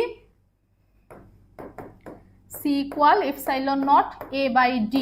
এপসাইলন নট যেহেতু এটা বায়ু, হ্যাঁ বায়ু স্তরের কথাই বলছে, না হলে কিন্তু আমার কি করতে হবে বলো দেখি, শূন্যস্থানের ভেদন যোগ্যতার সাথে ওই মাধ্যমের কিন্তু পরাবৈদ্যুতিক ধ্রুবক গুণ করা লাগতো। যেহেতু এখানে বায়ু আছে, বায়ুর বেলায় আমরা কি জানি বলো দেখি, পরাবৈদ্যুতিক ধ্রুবক 1। সো এই ক্ষেত্রে আর কোনো কিছু গুণ করা লাগতেছে না, বাট এটা যদি বায়ু না থেকে অন্য কোনো মাধ্যম থাকতো সেখানে কিন্তু তোমাকে অবশ্যই পরাবৈদ্যুতিক ধ্রুবক গুণ করা লাগতো। তাহলে শূন্যস্থানের ভেদন যোগ্যতা আমরা কত জানি, 8.854 × 10⁻⁻12। তোমাকে ক্ষেত্রফল কত দেওয়া আছে বলো, 1.5। আচ্ছা আর বায়ুস্তর দেওয়া কত, 1 মিলিমিটার পুরো, যেটাকে হচ্ছে আমি মিটারে নেব, তাহলে 1 × 10⁻³ মিটার। এখন যদি গুণ ভাগ করো তাহলে কিন্তু পেয়ে যাবা। প্রিয়ম অ্যান্সার দিয়েছে 14C। সো 15 অ্যান্সার কত আসছে তোমাদের, এটাও ডিরেক্ট ফর্মুলা দিয়ে কিন্তু করতে হবে, C equal epsilon not A/D, এই ফর্মুলা দিয়ে ম্যাথগুলো করতে হচ্ছে। এখানে দেখো একটু খেয়াল করে দেখবা ম্যাথগুলাতে কিন্তু তোমার কোনো ঝামেলা নাই, যে যশোর বোর্ডে আসছে 17 সালে। সো ডিরেক্ট ফর্মুলা দিয়ে ম্যাথগুলো করা যাচ্ছে। 15 অ্যান্সার হচ্ছে B। আচ্ছা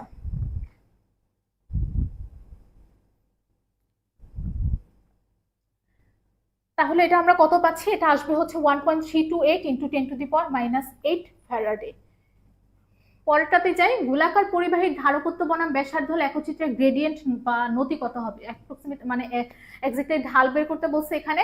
সো গোলাকার পরিবাহীর ধারকত্বের ফর্মুলা আমরা কি জানি, C ইকুয়াল হচ্ছে 4πε0r। তাহলে কি বলছে যে ঢাল কত হবে, ঢাল মানে কি আমরা ফর্মুলা থেকে কি জানি বলো দেখি, y ইকুয়াল mx, এই mটাকে আমরা কি বলবো ঢাল। তাহলে C যদি হচ্ছে আমি ধরো y এক্সিসে ধরলাম, আর কে হচ্ছে x এক্সিসে ধরলাম, তাহলে এটা কি হচ্ছে 4πε0টা হচ্ছে m, বুঝছো। তার মানে আমার এখানে কি ঢাল কত আসতেছে, গ্রেডিয়েন্ট, গ্রেডিয়েন্টেরই বাংলাটা হচ্ছে ঢাল আর কি। সো ঢাল কত, ঢাল হচ্ছে 4 পাই এপসাইলন নট।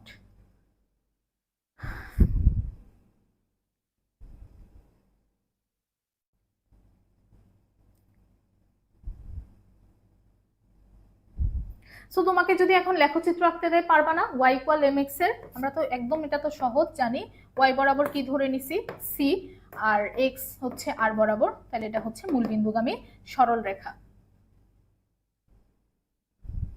খুব সহজ।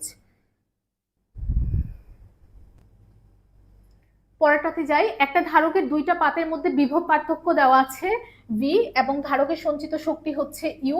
ধারকের বিভব পার্থক্য বৃদ্ধি করে 3v করা হলে সঞ্চিত শক্তি বৃদ্ধি পেয়ে কত হবে? আচ্ছা, ইউর কিন্তু অনেকগুলো ফর্মুলা আছে। একটা কি বলো দেখি, হাফ সিভি স্কোয়ার, একটা হচ্ছে হাফ কিউবি, আর একটা হচ্ছে half Q square C. So তোমার যেটা যখন লাগে তুমি কিন্তু সেটা ইউজ করতে হবে। এখানে তোমাকে কি বলছে, ইউ আর ভি এর মধ্যে সম্পর্ক, এখানে সি নিয়ে এক্সট্রা কিছু নাই। তো আমরা কোন ফর্মুলা ইউজ করব, নরমালি প্রথমটাই আমরা বেশিরভাগ ক্ষেত্রে ইউজ করি, বাট কোনো জায়গায় যদি তোমার হচ্ছে কিউ চার্জ আর হচ্ছে ধারকত্ব দেওয়া থাকে সেক্ষেত্রে সঞ্চিত শক্তির বেলায় কিন্তু আমরা এই ফর্মুলাটা ইউজ করব, হাফ কিউ স্কোয়ার সি। আচ্ছা, সো আমি একবারে লিখে দিলাম, যদি ম্যাথ আসে তাহলে যাতে এইভাবে করতে পারো।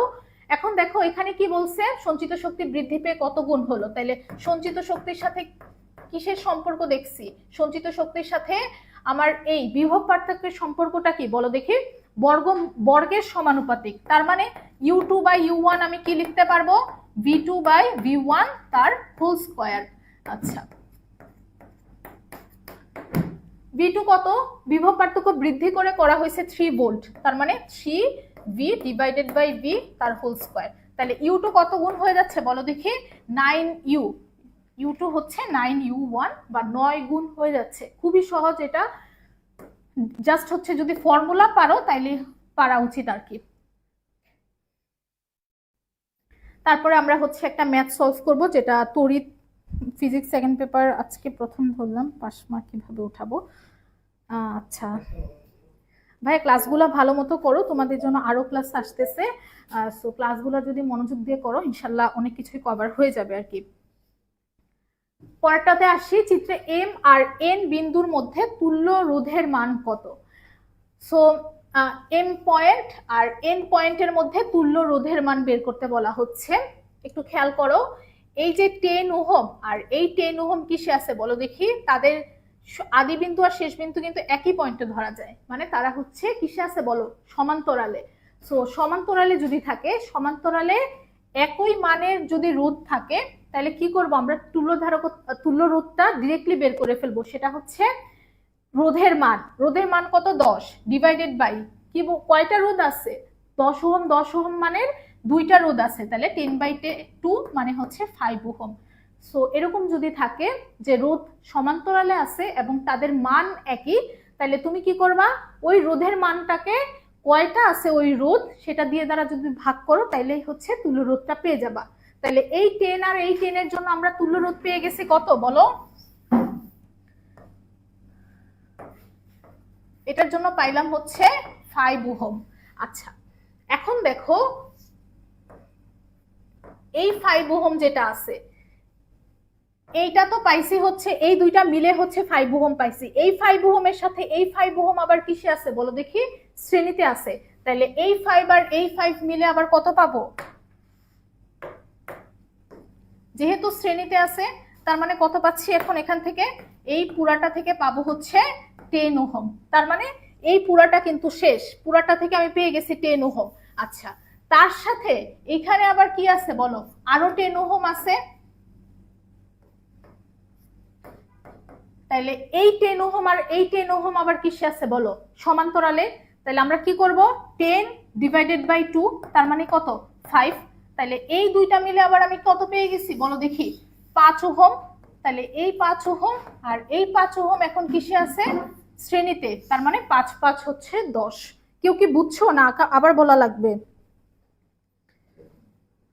যদি বুঝে থাকো তাহলে সবাই হচ্ছে ক্লিয়ার কমেন্ট করো, না হলে, আর যদি কেউ না বুঝে থাকো কোশ্চেন করলে আমি আবার বলে দিব। 18 এর অ্যান্সার আসতেছে সি। হ্যাঁ, এটা টাফ ছিল না, বাট একটু পেঁচানো ছিল, যেহেতু ক্যালকুলেশন একটু বেশি করা লাগে। প্রথম ক্ষেত্রে এই 10 ওহম আর এই 10 ওহম কিসে আছে বলো দেখি? সমান্তরালে। তার সাথে, তার মানে এখান থেকে আমি হচ্ছে এদের তুল্য রোধটা বের করে ওই তুল্য রোধটা আবার 5 ওহমের সাথে কিসে আছে ওইখানে দেখাইছিলাম, সেটা আছে হচ্ছে শ্রেণীতে। তাহলে 5 5 10, এই পুরা 10 আর এই 10 আবার কিসে আছে বলো? সমান্তরালে।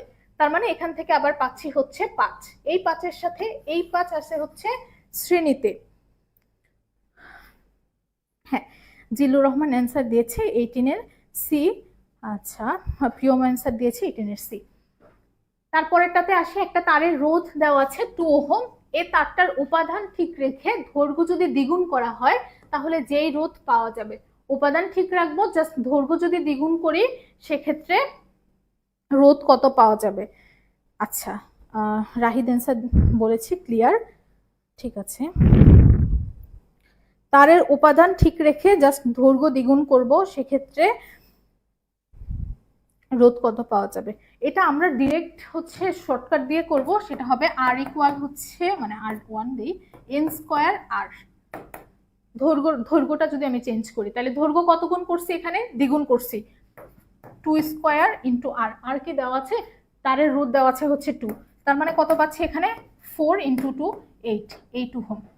সো উপাদান যদি ঠিক রাখে, শুধু যদি দৈর্ঘ্য চেঞ্জ করা হয় তাহলে আমরা কোন ফর্মুলা ইউজ করবো? আর ওয়ান ইকুয়াল এন স্কোয়ার আর, যেখানে এনটা কি, তারটা কত, মানে দৈর্ঘ্যটা কত গুণ হচ্ছে সেটা। সব বোর্ডে আসছে 18 সালে।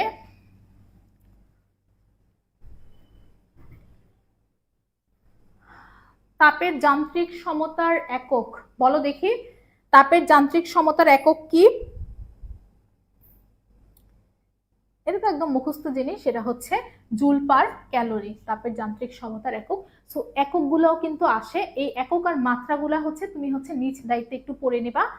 দেখা যায় একক আর মাত্রা থেকে বেশ কিছু কোশ্চেনই থাকে আর কি প্রত্যেকটা বোর্ডেই।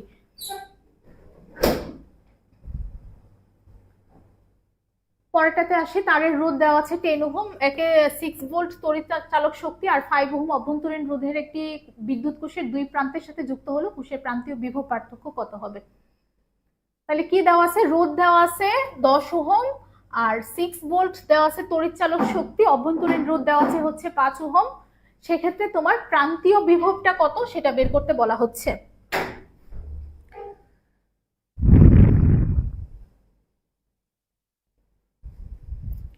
বিশের খ। আচ্ছা,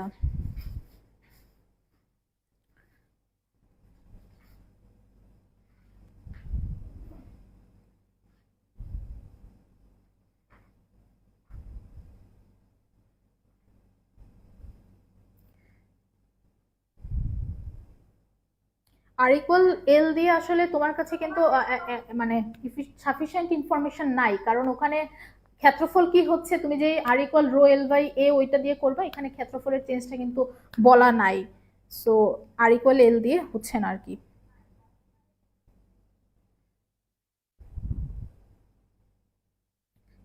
কেন্দ্রীয় বিভব পার্থক্য কত?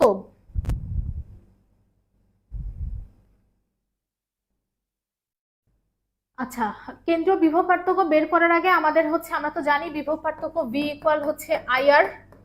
সো ফার্স্ট অফ অল আমাদের কি লাগবে? আর যেহেতু আমরা জানি, আমাদের জানা লাগবে হচ্ছে আই বা তড়িৎ প্রবাহ।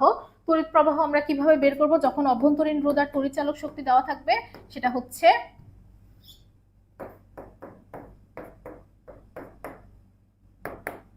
সো তড়িৎ চালক শক্তি এখানে কত দেওয়া আছে? তড়িৎ চালক শক্তি দেওয়া আছে হচ্ছে 6 ভোল্ট। আচ্ছা, রোধ দেওয়া আছে হচ্ছে 10 ওহম আর অভ্যন্তরীণ রোধ কত দেওয়া আছে? 5 ওহম। তাহলে 6/15, এটা হচ্ছে আমার কি পেয়ে গেলাম? আই পেয়ে গেছি। এখন ভি ইকুয়াল আই আর, এই ফর্মুলাতে যদি বসাও তাহলে কি পেয়ে যাবা বলো দেখি? বিভব পার্থক্য পেয়ে যাবা, প্রান্তীয় বিভব পার্থক্য। হ্যাঁ, রানা অ্যান্সার দিয়েছে 21 ঘ। আচ্ছা,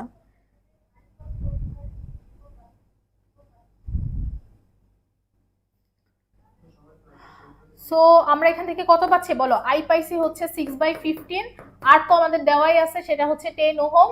কাটাকাটি করি,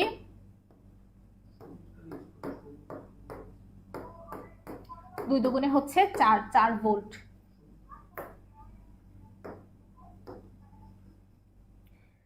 হোপফুলি পারবা, এগুলো খুবই সহজ জিনিস, জাস্ট হচ্ছে ফর্মুলা যদি মাথায় রাখো আর তোমার কি লাগবে আর কি তোমার কি বের করতে হবে আর কি লাগবে। এখানে আমার প্রান্তীয় বিভব পার্থক্য বের করতে বলা হচ্ছে, আর আমি জানি কিন্তু আই কিন্তু আমি জানি না, সো আইটা আমার বের করে আনতে হবে। আর আই বের করার জন্য সব ধরনের ইনফরমেশন দেওয়া আছে, সো এটাতে বসালে আই এর ভ্যালুটা বের করে ফেলতে পারবা। পরেরটাতে যাই। 1200 ওয়াটের একটা ইস্ত্রি 30 মিনিট সময় কাজ করলে ব্যবহৃত তড়িৎ শক্তি কত হবে? সো আমরা তো ফর্মুলা জানি, ডাব্লিউ ইকুয়াল হচ্ছে পিটি, 1200 ওয়াট, টাইমটা হচ্ছে 30 মিনিট। আচ্ছা, কেউ চাইলে হচ্ছে এখানে যেহেতু সবগুলাতে কিলোওয়াট আওয়ার আছে, তাহলে আমরা কি করব বলো দেখি, ডিরেক্ট কিলোওয়াট আওয়ারেই নিয়ে যাই। এই 1200কে প্রথমে 1000 দ্বারা ভাগ করব, তাহলে কিলোওয়াটে চলে গেল। আর টাইমটা যেহেতু হচ্ছে 30 মিনিট, এটাকে যদি 60 দ্বারা ভাগ করি তাহলে কিসে চলে যাবে? আওয়ারে চলে যাবে। এখন যদি মাল্টিপ্লাই করো মানে তাহলে কি আসতেছে? কিলোওয়াট আওয়ারে আসবে হচ্ছে এককটা। এগুলো পারবা। এটাতে আসি, দেখো বর্তনীর মূল প্রবাহ কত, তাহলে এখানে আমাকে কিভাবে বের করতে হবে? প্রথমে আমার জানা লাগবে হচ্ছে বর্তনীর মূল প্রবাহ। আমরা হচ্ছে ফর্মুলা জানি, যখন অভ্যন্তরীণ রোধ আর তড়িৎচালক শক্তি দেওয়া থাকবে সেক্ষেত্রে আমাদের ফর্মুলাটা হচ্ছে I equal E by R plus R। আরটা হচ্ছে এখানে অভ্যন্তরীণ রোধ, আর আর পরিচয় তো সবাই জানো। তাহলে এই আরটা আমার বের করে আনতে হবে। এখন এটা কিভাবে দেওয়া আছে দেখো, এই R1 আর এই R2 কিসে আছে? R1 আর R2 আসছে হচ্ছে সমান্তরালে। তো আমরা কি জানি, সমান্তরালে থাকলে এখানে কি করব বলো দেখি, রোধের মান ডিভাইডেড বাই কয়টা আছে? 4 ওহম, 2টা, তার মানে 4/2 মানে হচ্ছে 2। তাহলে এই দুইটার তুল্য রোধ আমরা কত পাইছি? তুল্য রোধ পাইছি হচ্ছে 2 ওহম। তাহলে একই মানের রোধ যদি সমান্তরালে থাকে সেক্ষেত্রে রোধের মান ডিভাইডেড বাই রোধ কয়টা আছে এটা দিয়ে ভাগ করলেই তুমি তুল্য রোধ পেয়ে যাবা। তাহলে এখানে পাচ্ছি হচ্ছে 2, তার সাথে এটা কিসে আছে বলো? শ্রেণীতে আছে। তাহলে 2 3 5, তার মানে এখানে তুল্য রোধ আমি পেয়ে গেছি কত ওহম? 5 ওহম হচ্ছে তুল্য রোধ।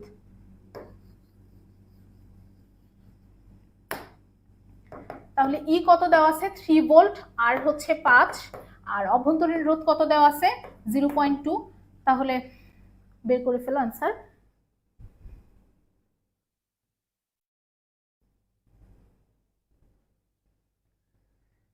আচ্ছা,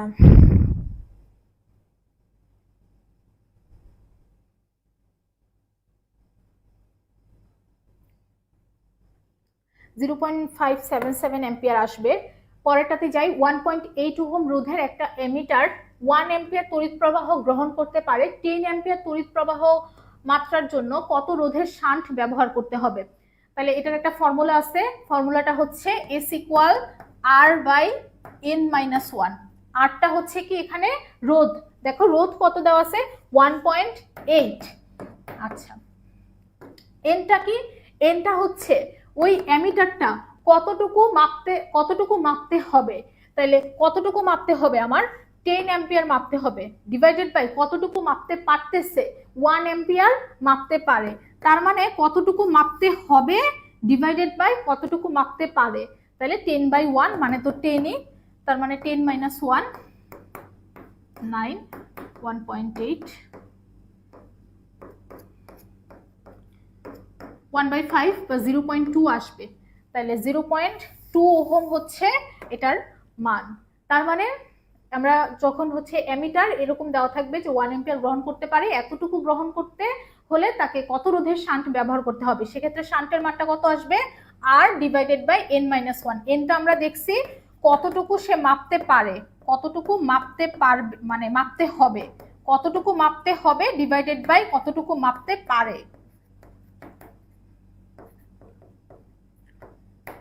একটু সবাই মাথায় রাখবা, কতটুকু মাপতে হবে ডিভাইডেড বাই কতটুকু মাপতে সে পারে। আচ্ছা, পরেরটাতে যাই। গ্যালভানোমিটারের রোধ দেওয়া আছে হচ্ছে 100 ওহম এবং এর সাথে কত মানের একটা শান্ট যুক্ত করলে তড়িৎ প্রবাহ মাত্রার 99% ওই শান্টের মধ্য দিয়ে যাবে। আচ্ছা, সো আমাকে কি করতে হবে এখানে? কত মানের শান্ট যুক্ত করলে, তার মানে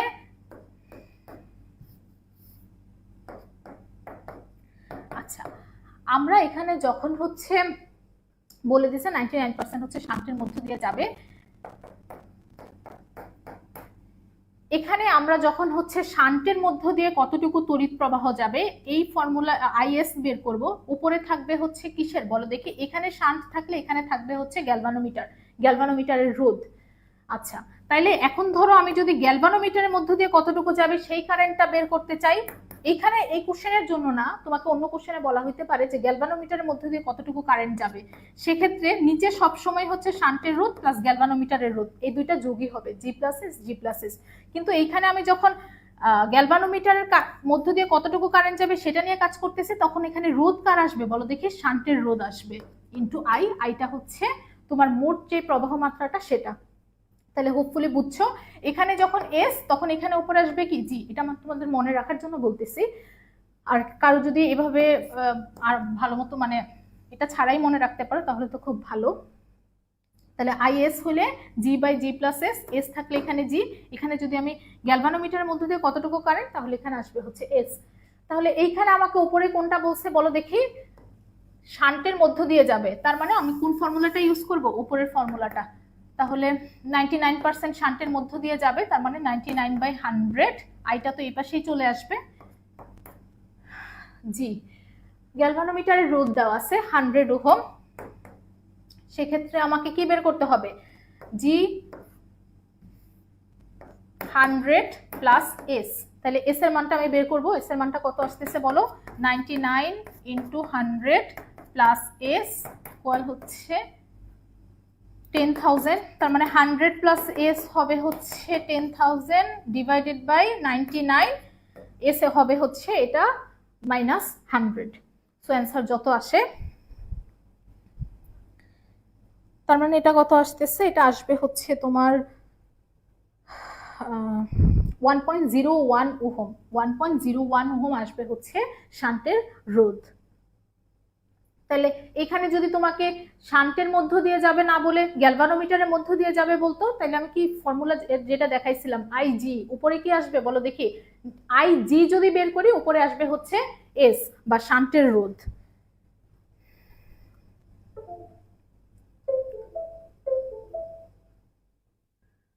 আচ্ছা, তরঙ্গের দুইটা বিন্দুর দশা পার্থক্য দেওয়া আছে, সেক্ষেত্রে পথ পার্থক্য কিভাবে বের করব?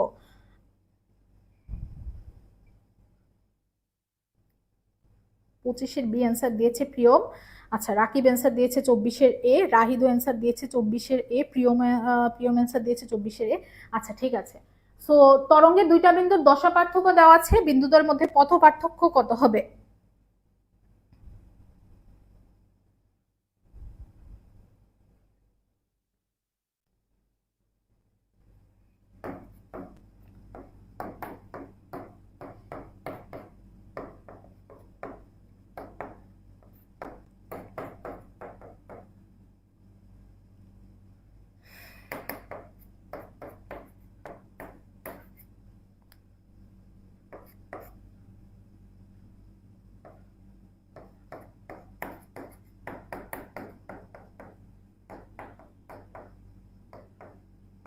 কাটাকাটি করে দিব, পাই পাই তো কাটাকাটি চলে যাবে। তাহলে কি আসতেছে,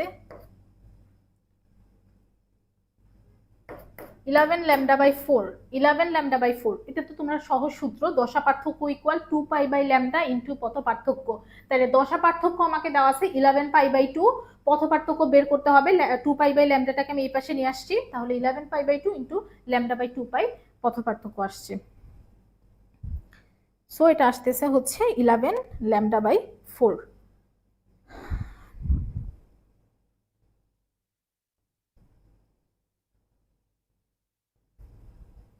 আচ্ছা, ইমন অ্যান্সার দিয়েছে 26-এর সি, হ্যাঁ 26-এর সি, জিল্লুর রহমান রাহিদ অ্যান্সার দিয়েছে সি, প্রিয়ম অ্যান্সার দিয়েছে 26-এর সি। সো অ্যান্সার হচ্ছে সি। দিচির পরীক্ষায় চির দুইটার দূরত্ব অর্ধেক আর হচ্ছে চির থেকে পর্দার দূরত্ব যদি দ্বিগুণ করা হয় সেক্ষেত্রে ডোরার প্রস্থ কত হবে, ডোরার প্রস্থ কত হবে সেটা বের করতে হবে। ডোরার প্রস্থের ফর্মুলা আমরা কি জানি, ডোরার প্রস্থর ফর্মুলা জানি ল্যামডা ডি বাই 2a, ডোরার প্রস্থের ফর্মুলা হচ্ছে lambda D by 2a।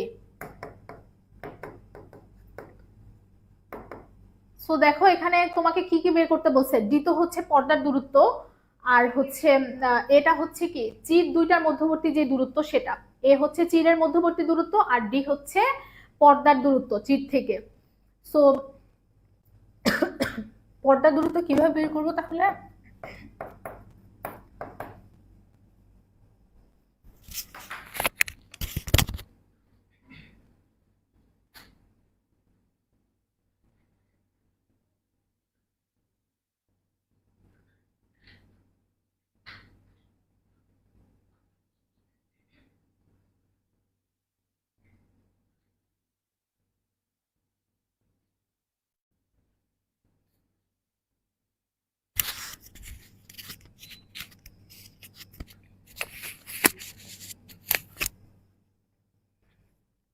So পর্দার দূরত্ব কত আসতেছে, আচ্ছা 27-এরও অ্যান্সার দিয়ে দিচ্ছি, 27-এর ডি।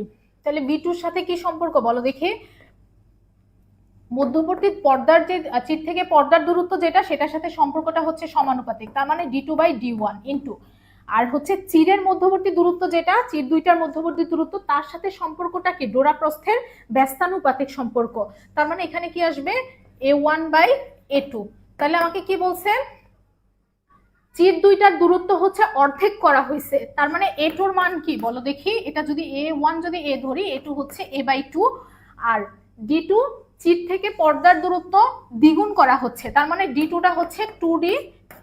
তাহলে কাটাকাটি করব জাস্ট, আচ্ছা এটা উপরে চলে যাবে, হ্যাঁ তার মানে হচ্ছে 2 দুগুণে 4, 4 গুণ আসবে হচ্ছে তোমার ডোরার প্রস্থ। তাহলে ডোরার প্রস্থের ফর্মুলা যদি তুমি মাথায় রাখো ল্যামডা ডি বাই 2a বের করতে পারবা, 27-এর ঘ হবে, আচ্ছা হ্যাঁ 27-এর হচ্ছে ঘ। পরেরটাতে আসি, একটা রকেট কত দ্রুতিতে চললে দৈর্ঘ্য আধি দৈর্ঘ্যের 1/4 হবে, যেটা অল বোর্ড 18-তে আসছিল, বলে ফেলো দেখি।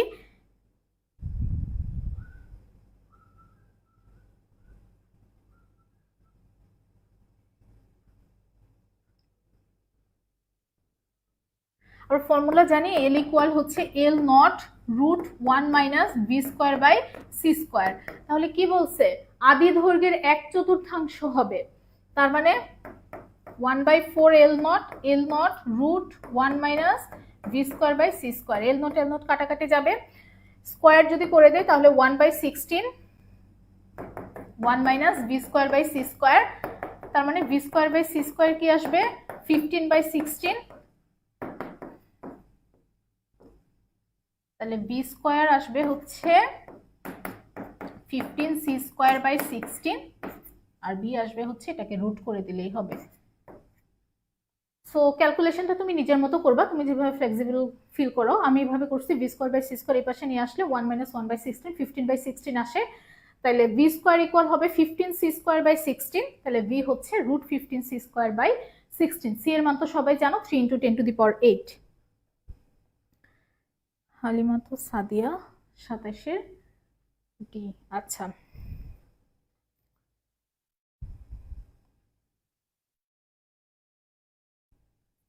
2.90 × 10⁸ এমএস ইনভার্স 1 আসবে হচ্ছে এটার অ্যান্সার। সো আদি দৈর্ঘ্যের কথা বলুক আর তোমার হচ্ছে ভরের কথা বলুক, ভরের ক্ষেত্রে ফর্মুলাটা আমরা কি জানি বলো দেখি, ভরের ক্ষেত্রে ফর্মুলাটা হচ্ছে M equal M naught divided by root 1 minus V square by C square, আর দৈর্ঘ্যের ফর্মুলাটা হচ্ছে L equal L naught root 1 minus V square by C square, M দিয়েও বের করা লাগতে পারে, সেক্ষেত্রে তুমি এম এর ফর্মুলাটাও মাথায় রাখবা। এম নট স্থির ভরের কোনো কণার গতিশীল ভর দেওয়া আছে এম, কণার গতিশক্তি স্থির অবস্থার শক্তির 3 গুণ, নিচের কোন সম্পর্কটা সঠিক। তাহলে দেখো এখানে কি বলছে এম নট স্থির ভরের, তাহলে এম নট স্থির ভরের ক্ষেত্রে গতি শক্তি কত হবে, স্থির শক্তি বা স্থিতি শক্তি যেটা সেটা হচ্ছে এম নট সি স্কোয়ার, আর গতিশীল অবস্থার শক্তিটা তাইলে কত আসতেছে এম সি স্কোয়ার, যেহেতু গতিশীল ভর দেওয়া আছে এম। এখন আমাকে বলছে কণার গতি শক্তি স্থির অবস্থার শক্তির 3 গুণ, তার মানে এম সি স্কোয়ারটা হচ্ছে 3 M naught C square, M naught C square হচ্ছে স্থির অবস্থার শক্তি আর বলে দিছে গতিশক্তিটা স্থির অবস্থার শক্তির 3 গুণ। তাহলে বলছে নিচের কোন সম্পর্কটা সঠিক? তাহলে খুব সহজ, m ইকুয়াল কি আসবে 3m নট।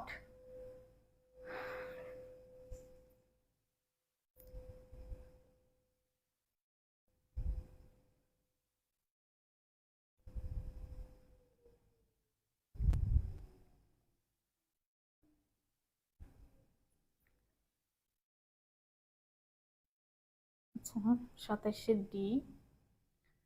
পরেরটাতে আসে, কোনো কণার গতিশক্তি আর নিশ্চল শক্তি সমান হলে নিচের কোনটা সঠিক? তাহলে কি বলছে, গতিশক্তি আর নিশ্চল শক্তি যদি সমান হয় সেক্ষেত্রে নিচের কোনটা সঠিক? বলো দেখি, 30-এর অ্যান্সার কি কুমিল্লা বোর্ডে আসছিল? স্থিতিশক্তি আর গতিশক্তি, গতিশক্তি আর নিশ্চল শক্তি যদি সমান হয়।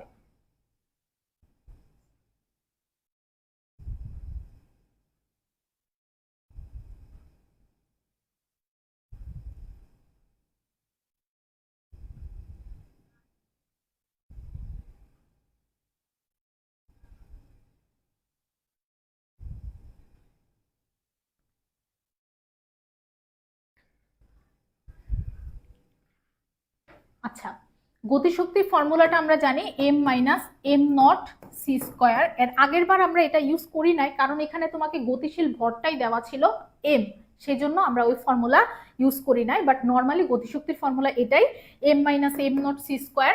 আর নিশ্চল শক্তির ফর্মুলাটা কি বলো, m নট সি স্কোয়ার। তাহলে এখান থেকে কি পাচ্ছি, M C square minus M naught C square equal হচ্ছে M naught C square. M C square equal আসতেছে হচ্ছে 2m নট সি স্কোয়ার। তার মানে সি স্কোয়ার কাটাকাটি, m ইকুয়াল আসতেছে 2m নট, m ইকুয়াল আসবে হচ্ছে 2m নট।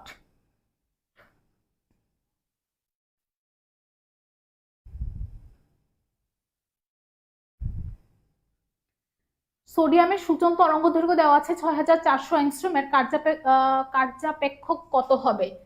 সূচন তরঙ্গ দৈর্ঘ্য দেওয়া আছে 6400 অ্যাংস্ট্রম, কার্যাপেক্ষক কত হবে? কিভাবে করব, সূচন তরঙ্গ দৈর্ঘ্য hc বাই ল্যামডা, কার্যাপেক্ষক ইকুয়াল আমরা জানি hc বাই ল্যামডা। তাহলে তরঙ্গ দৈর্ঘ্য কত দেওয়া আছে 6400 angstrom, 6400 into 10 two the power minus 10, 6.634 into 10 two the power minus 34 into হচ্ছে সি এর ভ্যালুটা হচ্ছে 3 into 10 two the power 8, 6.627 maybe, এটা ঠিক মনে নাই, যাই হোক 6 to 7 into 10 two the power minus 34, আর সিটা হচ্ছে 3 ইন্টু 10 টু দি পাওয়ার 8, কাটাকাটি করে যা আসবে। হ্যাঁ, প্রিয়ম অ্যান্সার দিয়েছে 30 সি। আচ্ছা 31 করতেছি আমরা।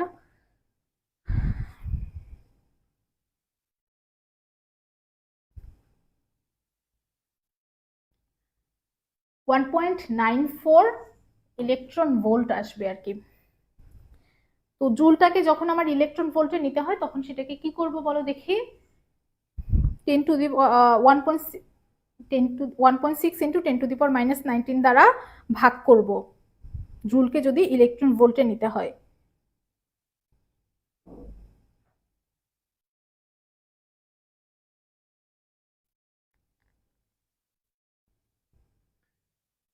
পরেরটাতে যাই, তেজস্ক্রিয় মৌলের অর্ধায়ু দেওয়া আছে 1.2 দিন, 4.8 দিন পরে ওই মৌলটার কত অংশ ক্ষয়প্রাপ্ত হবে? দিনাজপুর বোর্ডে আসছে 23 সালে, বলো দেখি, সবাই অ্যান্সার দাও এটার।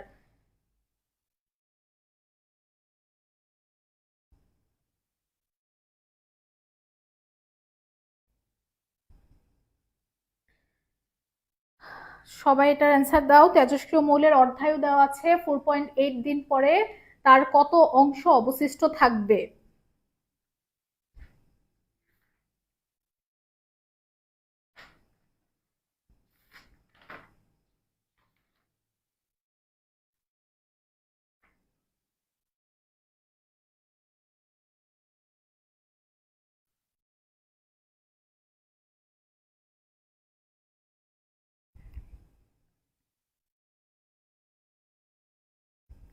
আচ্ছা সবাই একদম ঠান্ডা। আচ্ছা প্রিয়ম 30 সি অ্যান্সার দিচ্ছে এখনো। কেউ চাইলে তোমরা হচ্ছে এটা এই ফর্মুলা দিয়েও করতে পারো, n equal n naught E to the power minus lambda T. এটা দিয়ে করতে হলে কি ক্যালকুলেশন একটু ঝামেলা হয়। তো আমরা এখানে একটা শর্টকাট ইউজ করব। শর্টকাটটা হচ্ছে কত অংশ অবশিষ্ট থাকবে সেটা আমরা কিভাবে বের করব, সেটা হবে হচ্ছে 1/2 এর পাওয়ার। কত অংশ অবশিষ্ট থাকবে সেটা হবে হচ্ছে 1/2 এর পাওয়ার। এখন আসি 2 এর পাওয়ারটা আমরা কিভাবে বের করব। 2 এর পাওয়ারটা হবে হচ্ছে টি হাফ হবে হচ্ছে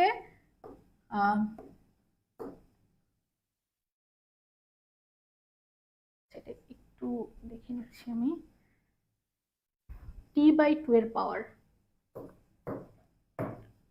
টি হাফটা হবে হচ্ছে t/2 এর পাওয়ার। এখন কত অংশ অবশিষ্ট থাকবে বের করতে পারলেই তো তুমি বের করতে পারবা কত অংশ ক্ষয়প্রাপ্ত হবে। তাহলে দেখো এখান থেকে আমাকে কি দেওয়া আছে, 4.8 দিন দেওয়া আছে আর 1.2 দিন দেওয়া আছে। তাহলে টি হাফ এর ভ্যালুটা কত দেওয়া আছে 1.2 আর টি এর ভ্যালুটা কত দেওয়া আছে 4.8। সেখান থেকে 2 এর পাওয়ার বের করব। তাহলে 2 এর পাওয়ার এখানে কত আসবে 4.8 ডিভাইডেড বাই হচ্ছে 1.2, তার মানে 4 আসবে হচ্ছে 2 এর পাওয়ার। তো আমরা কি জানি এখান থেকে আমি বলছিলাম যে 1/2 এর পাওয়ার যেটা 1/2 এর পাওয়ার যেটা সেটা হচ্ছে অবশিষ্ট থাকবে। তাহলে অবশিষ্ট থাকতেছে কতটুকু বলো দেখে 1/2 তার মানে 1/16 অংশ হচ্ছে আমার অবশিষ্ট থাকবে। তো 1/16 অংশ যদি অবশিষ্ট থাকে তাহলে ক্ষয়প্রাপ্ত হবে কত 1/16, তার মানে হচ্ছে 15/16 অংশ তোমার ক্ষয়প্রাপ্ত হবে। তো তুমি চাইলে এভাবেও শর্টকাট ইউজ করে করতে পারো। জাস্ট এটা একটু মাথায় রাখবা যে 1/2 এর পাওয়ার 2 এর পাওয়ার এতটুকু অবশিষ্ট থাকবে। এখন 2 এর পাওয়ারটা যে এইখানে যেটা বসবে সেটা আমি কিভাবে বের করব, সেটা হবে হচ্ছে টি হাফ ইকুয়াল t/2 এর পাওয়ার। তাহলে টি হাফ তো তোমাকে দেওয়া আছে, সেটা কত অর্ধায়ু হচ্ছে 1.2, কত দিন পর 4.8 দিন পর, তাহলে 4.8 ডিভাইডেড বাই 2 এর পাওয়ার। এখান থেকে 2 এর পাওয়ারটা যদি তুমি এখানে বসাই দাও তাহলে কতটুকু অবশিষ্ট থাকবে সেটা পাবা। আর কতটুকু অবশিষ্ট থাকবে সেটা পাইলেই তো আমরা বের করতে পারবো যে কত অংশ ক্ষয়প্রাপ্ত হবে। এটা কি বুঝছো? 32-এর সি। আচ্ছা, আর এইটাও কিন্তু সেমই, দেখো কোনো তেজস্ক্রিয় মৌলের একদিন পর 1/16 অংশ অবশিষ্ট থাকলে তাহলে এখানে কি দেওয়া, এখানে কিন্তু অবশিষ্ট কতটুকু সেটা দেওয়া।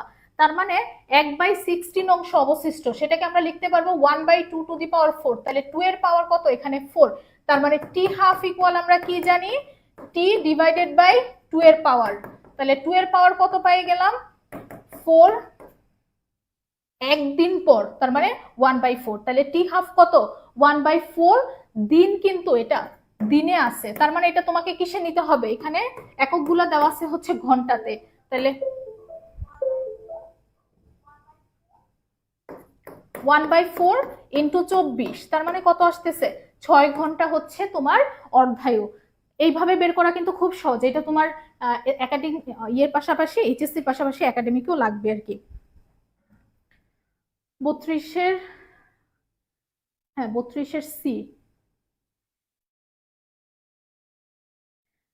আচ্ছা রাহিত, তুমি যেটা বের করছো সেটা হচ্ছে কত অংশ অবশিষ্ট থাকবে। অবশিষ্ট থাকবে হচ্ছে 1/16। আমাকে বলছে যে কত অংশ ক্ষয়প্রাপ্ত হবে, কোশ্চেন পড়ে অ্যান্সার দেওয়া লাগবে। ক্ষয়প্রাপ্ত হবে হচ্ছে 15/16।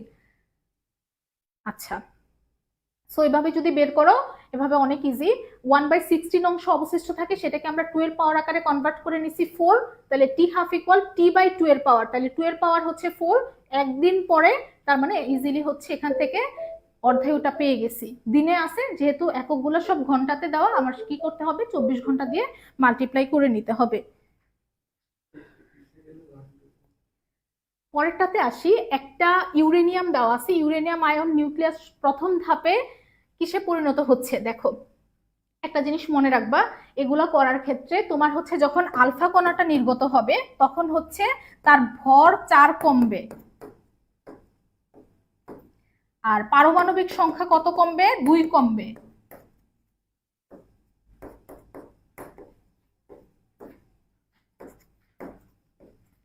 আলফা কণার ক্ষেত্রে হচ্ছে ভর 4 কমবে, পারমাণবিক সংখ্যা 2 কমবে।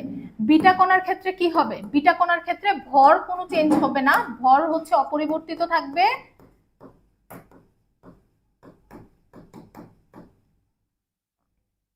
আর তোমার যে পারমাণবিক সংখ্যা যেটা বিটা কণার ক্ষেত্রে সেটা 1 বাড়বে।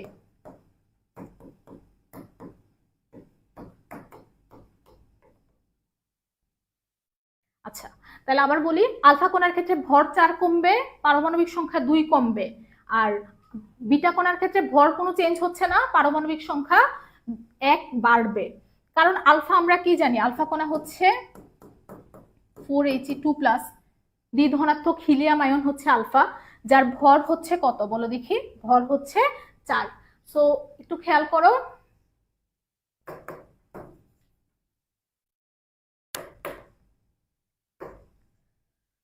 তাহলে এখান থেকে কি বলছে? ইউরেনিয়াম 92 ছিল, 92 থেকে কত হয়ে গেছে? 90। তার মানে পারমাণবিক সংখ্যা 2 কমে গেছে। তাহলে পারমাণবিক সংখ্যা 2 কমলে দেখি ভর 4 কমছে নাকি। তাহলে 238 থেকে কোথায় গেছে? 234-এ। তার মানে একটা কোন কণা নির্গত হবে এখানে? আলফা। আচ্ছা, তারপরেরটাতে আসি। এখান থেকে 90 ইউরেনিয়াম 234, দেখো ভর কোনো চেঞ্জ হয় নাই, ভর 234 ছিল, 234-ই আছে। আর 90 কি হয়ে গেছে? 91 হয়ে গেছে। আমার কলমটা একটু কাজ করতেছে না। 90 কি হয়ে গেছে বলো?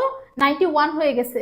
তার মানে আমরা কি বলছিলাম? বিটা কণার ক্ষেত্রে ভর অপরিবর্তিত থাকবে, পারমাণবিক সংখ্যা 1 বাড়বে। তাহলে 90 থেকে কি হচ্ছে? 91 হচ্ছে কিন্তু। তাহলে 1 যদি বাড়ে পারমাণবিক সংখ্যা, ভর চেঞ্জ হচ্ছে না, তার মানে এখান থেকে কি নির্গত হবে বলো দেখি? বিটা। তাহলে আমরা কি পাচ্ছি? একটা আলফা আর একটা বিটা। আর বিটার ক্ষেত্রে সবসময় হচ্ছে এরকম একটা মাইনাস সাইন দেওয়া থাকে আর কি, ইলেকট্রনের মতোই এটা। পরেরটাতে আসি, ট্রানজিস্টর সাধারণ বেস সংযোগে রয়েছে আর এমিটার প্রবাহ দেওয়া আছে 0.87 মিলি অ্যাম্পিয়ার এবং বেস প্রবাহ দেওয়া আছে। কারেন্ট গেইন কত? কারেন্ট গেইনের ফর্মুলা কি তোমরা নিশ্চয়ই জানা কথা। কারেন্ট গেইন হচ্ছে IE বাই IC বিটা। তাহলে আইইটা কিভাবে বের করব? দেখো আমার কি কি দেওয়া আছে, এমিটারের প্রবাহ তো দেওয়া আছে আর বেস প্রবাহ দেওয়া আছে। তাহলে কি লাগবে আমার? এখান থেকে সি লাগবে। তো আইই ইকুয়াল আবার আমরা কি জানি? IB plus IC. এখান থেকে বেস প্রবাহ বের করতে পারবো না, আইই দেওয়া আছে 0.87, আইবি বের করব, আইসি কত দেওয়া আছে? সরি আইসি বের করব, আইবি দেওয়া আছে, আইবি দেওয়া আছে হচ্ছে 0.03, আইসি বের করব এখান থেকে। তাহলে বলো আমাকে, বের করে বলো কত আসে। 0.87 মাইনাস 0.03, তার মানে 0.8584 আসবে হচ্ছে এটা আইসি। আর আই এর ভ্যালু তো দেওয়া আছে, সেটা কত? 0.87 ডিভাইডেড বাই 0.84। আচ্ছা, নিচে হচ্ছে 0.84 আর কি। 34-এর ক, আচ্ছা হ্যাঁ 35-এর সি। আচ্ছা 35-এর সি।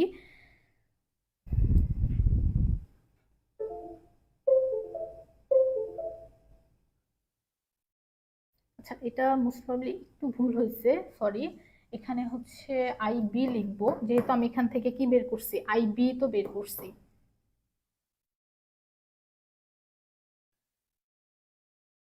না, আইবি বের করি নাই।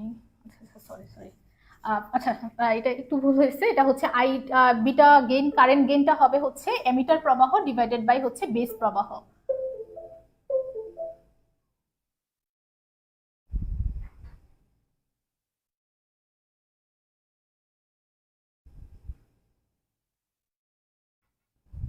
আচ্ছা, পরেরটাতে যাই। 83 ট্রানজিস্টরের ক্ষেত্রে কত দেওয়া আছে? 0.96 দেওয়া আছে। প্রবাহ লাভ কত বের করো। আইসি বাই আইই হচ্ছে 0.96 দেওয়া।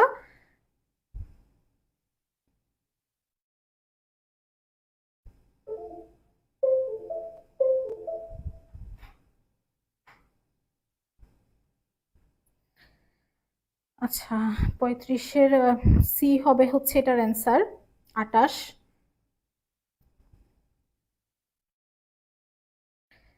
এটা কত বলো তো গো? আইসি বাই আইই দেওয়া আছে 0.96, তাহলে প্রবাহ লাভ কত?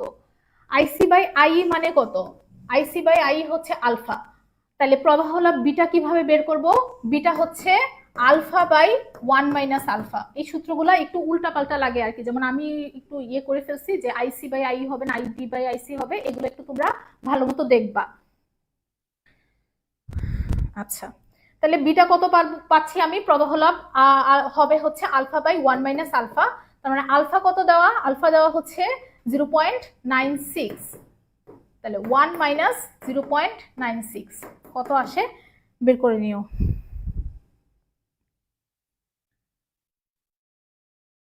পরেরটাতে আসে নিচের কোন ডায়োডটা হচ্ছে রিভার্স বায়াসে। তাহলে রিভার্স বায়াস কিভাবে আমরা বের করব? রিভার্স বায়াস হচ্ছে তোমার এই যে পজিটিভ, এটা হচ্ছে পজিটিভ। আচ্ছা, আমি অন্য একটা কালার নিলে কি দেখা যাবে? সাদা নিলে আরো আগে দেখা যাবে। আচ্ছা, তাহলে এই যে এটা, এটা হচ্ছে পি টাইপ আর এটা হচ্ছে এন টাইপ। হ্যাঁ, তাহলে এত ঝামেলা করতেছে আশ্চর্য।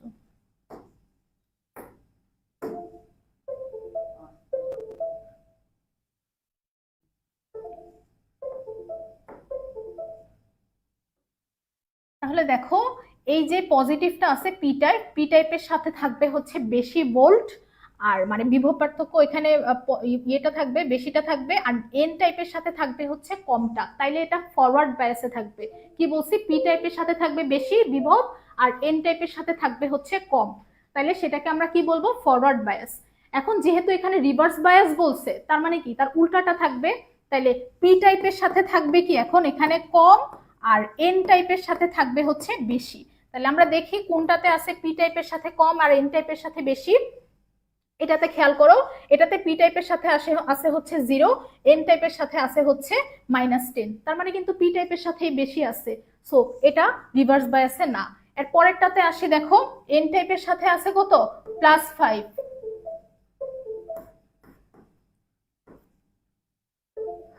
আচ্ছা, এন টাইপের সাথে আছে হচ্ছে +5 ভোল্ট, আর পি টাইপের সাথে কত আছে বলো দেখি? পি টাইপের সাথে আছে হচ্ছে 0। তার মানে কি এখানে কিন্তু এন টাইপের সাথে বেশি আছে, পি টাইপের সাথে কম আছে। এই যে আমরা এটাই কিন্তু বলছিলাম যে এন টাইপের সাথে বেশি থাকবে, পি টাইপের সাথে কম থাকবে রিভার্স বায়াসে। তার মানে অ্যান্সার কোনটা? অ্যান্সার হচ্ছে বি।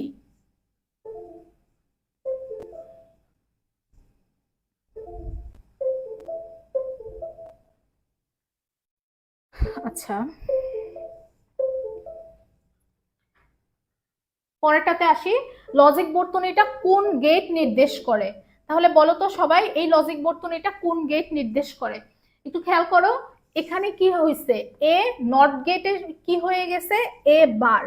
আচ্ছা, তাহলে এ বারটা আসছে এখানে, তারপরে বি হচ্ছে সিম্পলি গেছে। তার মানে এখানে এন্ড হওয়ার পরে আমি কি পাচ্ছি? এ বার বি। এবার সেকেন্ডটার জন্য আসি, এখান থেকে কি আসছে? এ আসছে, আর বি হচ্ছে নট হয়ে কি আসছে? বি বার আসছে। তো এন্ড হওয়ার পরে এটা কি হয়ে যাবে?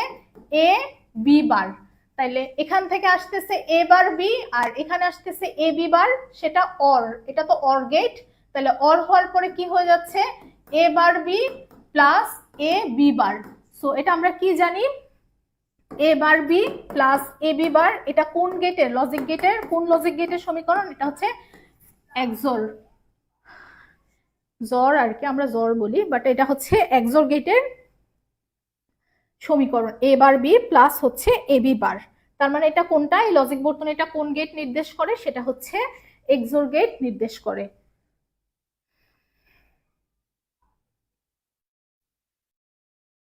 পরেরটাতে আসি, বাইনারি নাম্বার একটা দেওয়া আছে, এটা ডেসিমাল নাম্বার কোনটা?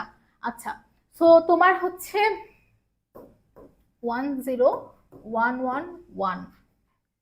আচ্ছা, তো আমাকে যখন এভাবে বাইনারি থেকে ডেসিমাল করতে বলবে, তোমরা হচ্ছে অনেক গুণ ভাগ করে করবা, ইন্টু 10⁻0 প্লাস 10⁻1, এসব আমি করবো না। দেখো এখান থেকে যে একদম বাম পাশেরটা থেকে আমি হচ্ছে 2 2 করে বাড়াবো, 1 2 4 8 16, আরো যদি থাকতো তাহলে 32 64 128 এরকম করে যাইতাম। তার মানে যেখানে যেখানে 1 আছে সেই সংখ্যাগুলো আমি নিব। তাহলে 1 আছে এটা নিব, এখানে 1 আছে তাহলে 2 নিব, এখানে 1 আছে তাহলে 4 নিব, এখানে 1 আছে তাহলে 16 নিব। এখন সবগুলা যোগ করব, তাহলে কত আসতেছে? 16 4 20, 20 2 22, 22 একে হচ্ছে 23। তার মানে এখন কত হয়ে গেল এটা 10111, এটার ডেসিমালটা কত? ডেসিমালটা হচ্ছে 23। সো বাইনারি থেকে যদি ডেসিমাল বের করতে বলে তুমি কি করবা? বাম পাশ থেকে 1 2 4 8 16 এভাবে যেতে থাকবা যতক্ষণ না শেষ হচ্ছে সংখ্যা। সো একের গুলা শুধু নিব, এখানে 1 আছে তার মানে এইটা নিব, এখানে 1 আছে তার মানে এই দুইটা নিব, 1 আছে 4 নিব, 0 আছে 8 নিব না, তাহলে 1 আছে 16 নিব। এখন সবগুলা কি করব? যোগ করব। 16 4 20, 20 2 22 1 23, 39-এর, আচ্ছা 39-এর সি। হ্যাঁ, পরেরটাতে আসি। আচ্ছা এই কোশ্চেনগুলো একটু পরে চলে গেছে। কোন তাপমাত্রায় ফারেনহাইট আর কেলভিন স্কেলে একই মান পাওয়া যায়? সো কোন টেম্পারেচারে ফারেনহাইট আর কেলভিন স্কেলে একই মান পাবো? মাহমুদা অ্যান্সার দিয়েছে বি। আচ্ছা হ্যাঁ,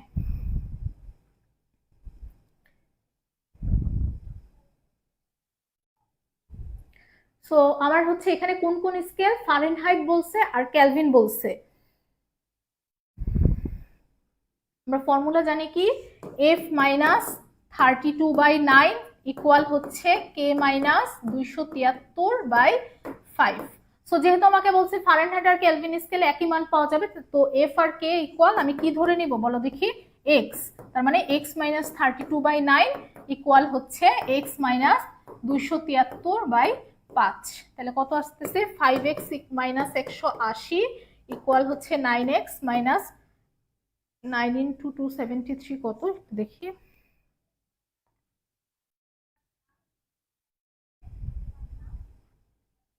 তাহলে এটা আসতেছে হচ্ছে 2457। তার মানে এখান থেকে এক্স এর ভ্যালু কত আসে সেটা তোমরা বের করবা ক্যালকুলেটরে। So X X degree Fahrenheit হোক আর এক্স ডিগ্রি কি হোক ক্যালভিন হোক একই কিন্তু আসবে, কারণ আমি দুইটার ক্ষেত্রে ধরে নিছি কি টেম্পারেচার এক্স।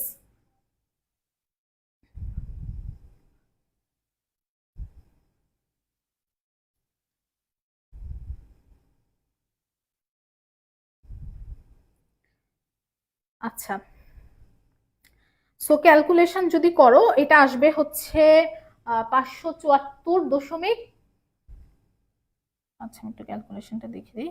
574.25 ডিগ্রি ফারেনহাইট হোক অথবা হচ্ছে তোমার ক্যালভিন হোক একই কিন্তু, যেহেতু আমি দুইটাই ধরে নিছি। তার মানে অ্যান্সারটা কোনটা? এই অ্যান্সারটা তো এখানে নাই, 574 নাই, তার মানে অ্যান্সারটা হচ্ছে কোনোটি নয়।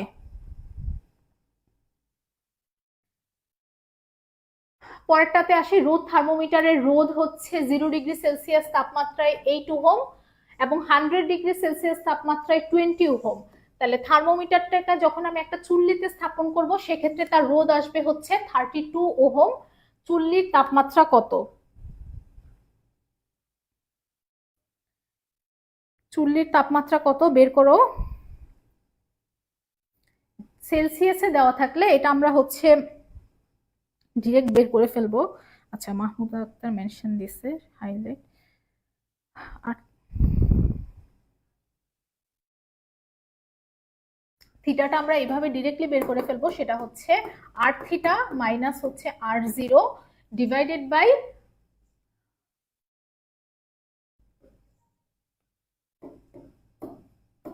আর থিটা মাইনাস হচ্ছে আর মানে R theta minus sorry R theta minus R zero, আর এটা হচ্ছে আর 100 মাইনাস আর জিরো।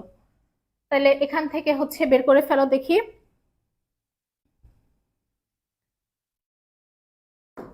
আচ্ছা আর থিটা তো তোমাকে দেওয়াই আছে, চুল্লিতে স্থাপন করলে তার রোধ কত বলে দিছে হচ্ছে 32 ওহম। তাহলে থিটা তাপমাত্রায় রোধ বলে দিছে 32 ওহম।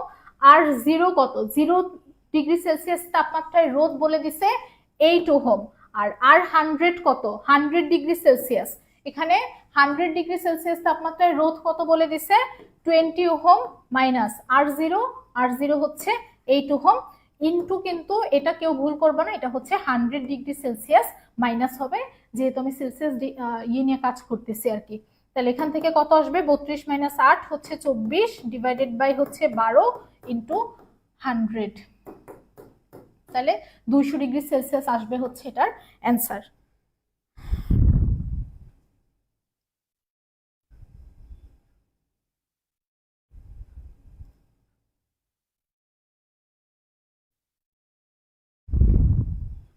160 ডিগ্রি। আচ্ছা, 160 ডিগ্রি মেবি আগেরটা ছিল না। 160 কিভাবে আসে? এটা 200 ডিগ্রি সেলসিয়াস আসবে রাহিদ। পরেরটাতে আসি। একটা 3.2 ইন্টু 10⁻⁹ কুলম চার্জের ধাতব বস্তুকে অনুরূপ চার্জ নিরপেক্ষ বস্তুর সংস্পর্শে এনে 1 মিলিমিটার দূরে বস্তু দুইটাকে রাখা হলো। বস্তু দুইটার মধ্যে কার্যকর তড়িৎ বল কত? তাহলে দেখো, দুইটা বস্তুকে তুমি যদি সংস্পর্শে আনো, তার মধ্যে একজন হচ্ছে চার্জিত আর আরেকজনের হচ্ছে চার্জ জিরো। তাহলে কি হবে বলো দেখি? এই বস্তুটা থেকে, চার্জিত বস্তুটা থেকে চার্জ নিরপেক্ষ যে বস্তুটা, তার মধ্যে ততক্ষণ পর্যন্ত চার্জ প্রবাহিত হবে যতক্ষণ না এই দুইটার চার্জ সমান হয়। তাহলে কি হবে? কতক্ষণ পর্যন্ত চার্জ প্রবাহিত হবে? যতক্ষণ না পর্যন্ত চার্জ সমান হয়। তার মানে এই যে চার্জিত বস্তু, তার অর্ধেক চার্জ কোথায় চলে যাবে? চার্জ নিরপেক্ষ বস্তুর কাছে।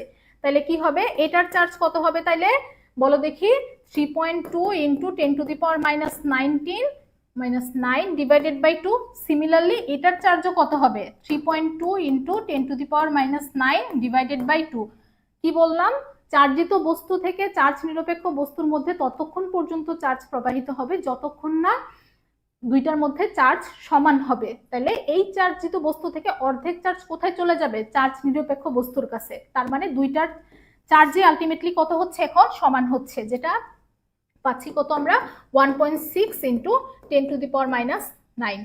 আচ্ছা, এখন আমাকে কি বলছে? বস্তু দুইটার মধ্যে কার্যকর তড়িৎ বল নির্ণয় করো। তাহলে তড়িৎ বল তো আমরা সবাই জানি, F equal 9 into 10⁹, 1.6 into 10⁻⁹ into 1.6 into 10⁻⁹ divided by D square. তাদের মধ্যবর্তী দূরত্ব বলে দিছে হচ্ছে 1 মিলিমিটার। তার মানে 10⁻³ তার হোল স্কোয়ার। তাহলে এটার ফর্মুলা কি? F equal K Q1 into Q2 divided by D square. Q1 আর Q2 যেহেতু সমান, তার মানে দুইটারই হচ্ছে 1.6 ইন্টু 10⁻⁹ করে।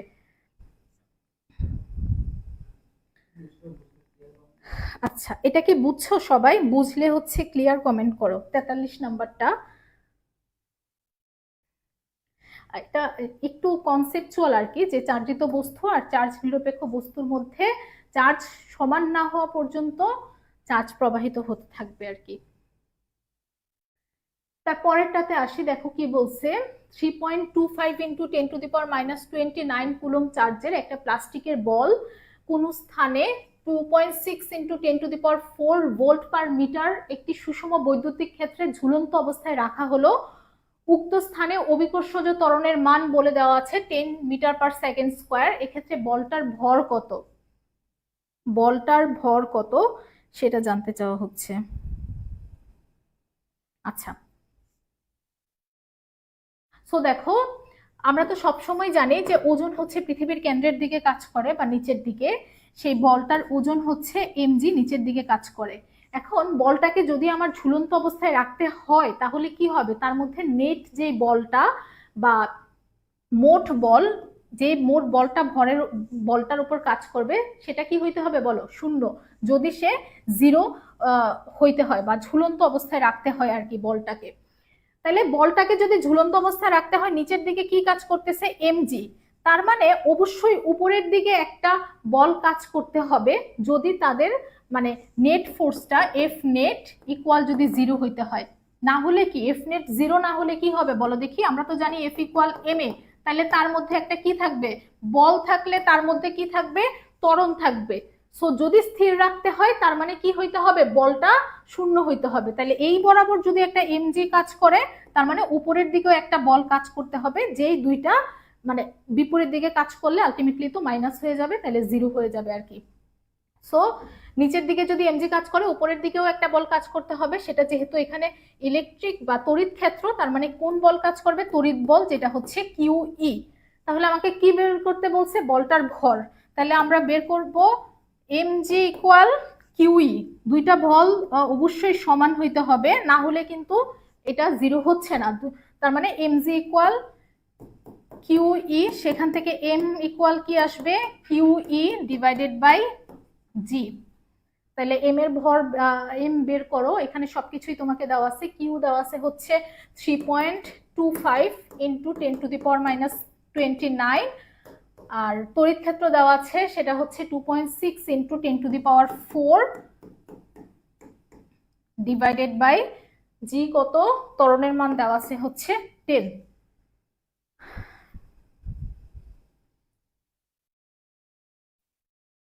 43 ক্লিয়ার, এগুলো ক্যালকুলেটর ছাড়া। আচ্ছা, এখানে যে ম্যাথগুলো রাখা হচ্ছে এগুলো এইচএসসি স্ট্যান্ডার্ড। হ্যাঁ, রাহিত যেটা বলতেছো তোমাদের জন্য না আর কি, তোমাদের যে ম্যাথগুলো আসবে সেগুলা ওরকম ক্যালকুলেটর ছাড়া যেগুলো করা যাবে সেগুলাই আসবে। আমরা তো এখানে যেহেতু এইচএসসি এর জন্য ক্লাস নিচ্ছি, এইচএসসি স্ট্যান্ডার্ড আর কি, ম্যাথ সেমি, বাট তুমি যাতে ফ্লেক্সিবল লিক ক্যালকুলেটর ছাড়া করতে পারো সেক্ষেত্রে ডিজিট গুলো আর কি ওভাবে সেট করা থাকবে। সো এটার অ্যান্সার বলো তো সবাই, ভর কত আসতেছে? তার মানে এখানে যেটা আরেকবার একটু বলি, এখানে নিচের দিকে যেহেতু এমজি কাজ করতেছে, আমার এই যে বস্তুটা এটাকে যদি স্থির রাখতে চাই তাহলে উপরের দিকেও সমমানের একটা বল কাজ করতে হবে। আর আমরা কি জানি, বিপরীত দিকে যদি একই মানের বল কাজ করে তাহলে কি হয়ে যাবে, জিরো হয়ে যাবে, মানে মোট বলটা জিরো হয়ে যাবে। তার মানে MG equal QE, M equal কি পাচ্ছি, QE by G.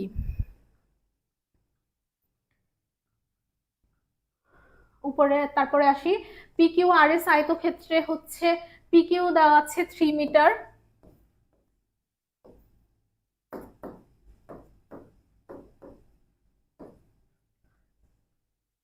P Q দেওয়া আছে 3 মিটার, কিউ আর দেওয়া আছে 4 মিটার। পি কিউ আর বিন্দুতে যথাক্রমে, তাহলে দেখো তিনটা চার্জ আছে, পিতে আছে কত, পিতে আছে হচ্ছে +4, কিউতে আছে হচ্ছে -5, আর আরতে আছে হচ্ছে +3। তাহলে আমাকে বলছে যে এস বিন্দুতে আমার কত ভোল্ট বিভব কত হলে, কত এস বিন্দুতে বিভব কত হবে আর কি। তাহলে দেখো এস বিন্দুতে বিভব আমি এখানে তিনটা চার্জের জন্যই পাবো না বিভব, তার মানে পিও এখানে একটা, পি এর জন্য একটা বিভব পাবো, আর এর জন্য পাবো, কিউ এর জন্য পাবো।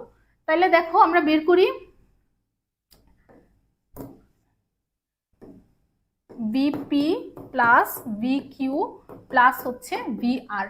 তাহলে বিভব কিভাবে বের করে, 1/4πε0, আমি একবারে লিখে ফেলতেছি 9 × 10⁹ কিউ বাই আর। তাহলে এখানে কত মানের চার্জ কাজ করতেছে, 4, ডিভাইডেড বাই দূরত্ব কত, পি থেকে এস এর দূরত্ব কত, যেহেতু আয়তক্ষেত্র বলছে, কিউ আর যদি 4 হয় এটাও তো 4, তার মানে 4 প্লাস ভি কিউ 80। তাহলে কিউতে কাজ করতেছে কত বলো দেখি, চার্জ কাজ করতেছে হচ্ছে -5 মানের, ডিভাইডেড বাই এখানে দূরত্ব কত, কিউ থেকে এস এর দূরত্ব কত বলো দেখি, কিউ থেকে এস এর দূরত্ব কত, সবাই কমেন্ট করো তো, কিউ থেকে এস এর দূরত্ব কত। স্লাইড তো চোখে বাঁধে, আচ্ছা, অনেকে বলে দেখা যায় না, আবার অনেকে হচ্ছে সমস্যা হয়। আচ্ছা ঠিক আছে, আচ্ছা এটা সবাই কমেন্ট করো তো, এটা যদি 4 হয়, এটা যদি 3 হয়, পিথাগোরাস অ্যাপ্লাই করে আমরা বের করে ফেলতে পারবো না, এটা হবে হচ্ছে 5 অতিভুজ। তাহলে কিউ থেকে আর এস এর দূরত্বটা কত হচ্ছে, কিউ থেকে এস এর ডিস্টেন্সটা হচ্ছে 5 প্লাস এখানে আর এর জন্য আসি, আর এর চার্জ কত, আর এর চার্জ হচ্ছে +3, তার মানে 3 ডিভাইডেড বাই দূরত্ব কত, আর থেকে এস এর দূরত্ব, পি কিউ যেহেতু 3 তাহলে এটাও কত হবে, 3। তার মানে দেখো আলটিমেটলি কিন্তু সব কাটাকাটি চলে যাচ্ছে, 4 4, তাহলে এখানে থাকতেছে 9 × 10⁹, এখানে হচ্ছে -9 × 10⁹, আর এখানে থাকতেছে +9 × 10⁹, তাহলে কাটাকাটি চলে যাবে, থাকবে হচ্ছে 9 × 10⁹। তার মানে অ্যান্সারটা হচ্ছে 9 × 10⁹। হ্যাঁ, রাহিদ অ্যান্সার দিয়েছে 5 হবে, থ্যাংক ইউ। তারপরে আসি, একটা সমান্তরাল পাত ধারকের দুই প্লেটের মাঝে ডাই ইলেকট্রিক পদার্থ ঢুকালে তার সঞ্চিত শক্তি 5 গুণ বৃদ্ধি পায়, ওই পদার্থের ডাই ইলেকট্রিক ধ্রুবকের মান কত?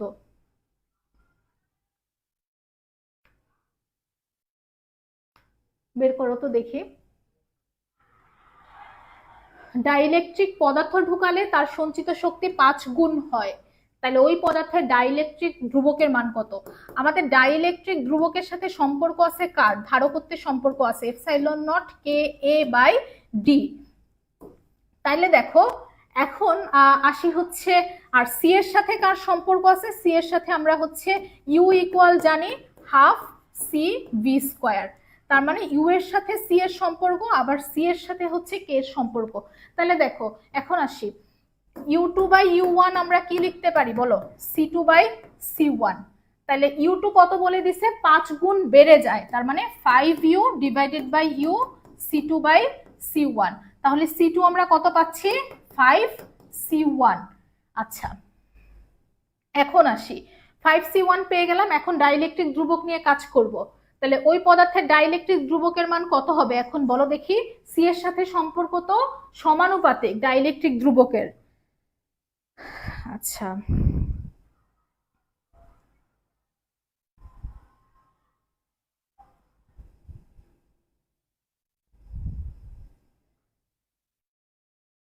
তার মানে এখানে কি লেখা যাবে এখন? C two by C one, C two by C one equal কি লেখা যাবে? K two by K one. তাহলে দেখো C two by C one, তার মানে সি টু আমরা কত পাইছিলাম? 5c1, K two by K one.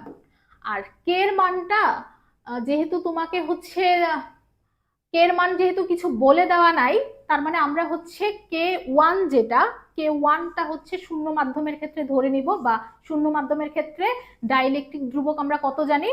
1। তার মানে কে টুটা, কে ওয়ানটা হচ্ছে এখানে আমরা 1 ধরে নিব। তাহলে কে টু কত পাচ্ছি? কে টু পাচ্ছি হচ্ছে 5।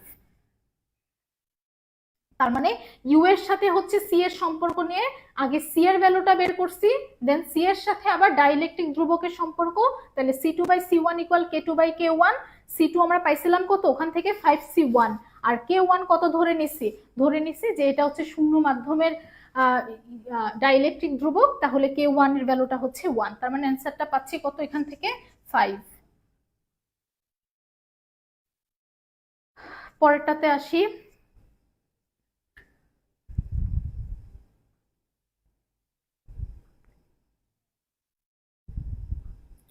46-এর খ। আচ্ছা 46 এর অ্যান্সার দিয়েছি খ, আমরা হচ্ছে 47 করতেছি। তো তুমি হচ্ছে 47-এর অ্যান্সার বলো সবাই।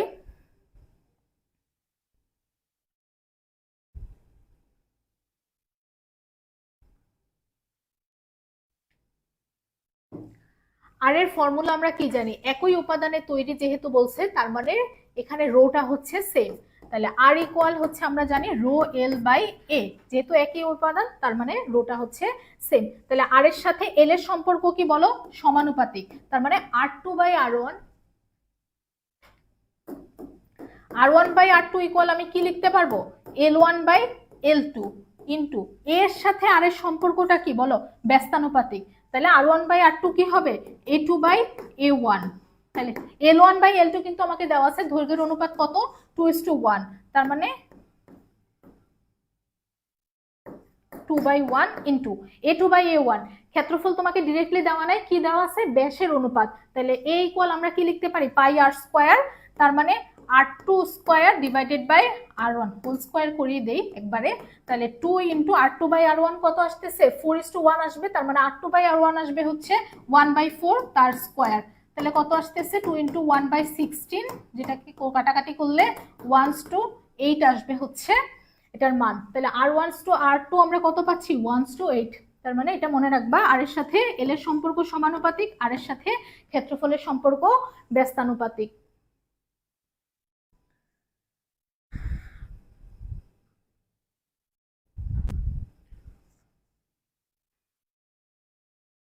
পরে আসি, একটা গাড়ির মিটারের গায়ে লেখা আছে 6 অ্যাম্পিয়ার 220 ভোল্ট 60 ওয়াটের কতগুলো বাতি ওই গাড়িতে নিরাপদে ব্যবহার করা যাবে? তাহলে দেখো আমরা হচ্ছে মিটারের ক্ষমতাটা আগে বের করি। মিটারের ক্ষমতা কত? আমরা জানি পি ইকুয়াল হচ্ছে ভিআই। তাহলে ভি কত দেওয়া আছে? 220 volt.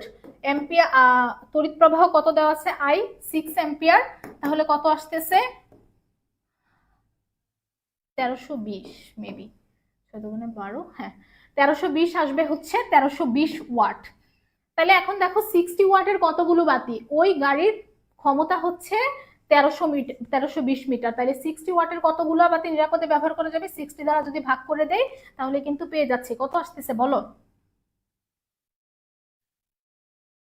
120,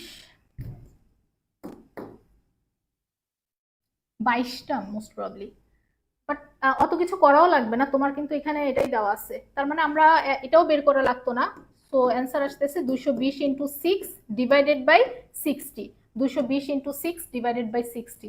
P equal V into I, 220 into 6, তাকে আমরা কি করব, 60 দ্বারা ভাগ করব। আচ্ছা পরেরটাতে যাই। তড়িৎ কোষের তড়িৎচালক বল দেওয়া আছে হচ্ছে 2 ভোল্ট, এর সাথে 10 অ্যাম্পিয়ার একটা রোধক যুক্ত করলে কোষের পাত দুইটার মধ্যে বিভব পার্থক্য ধারায় 1.6 ভোল্ট, কোষটার অভ্যন্তরীণ রোধ কত?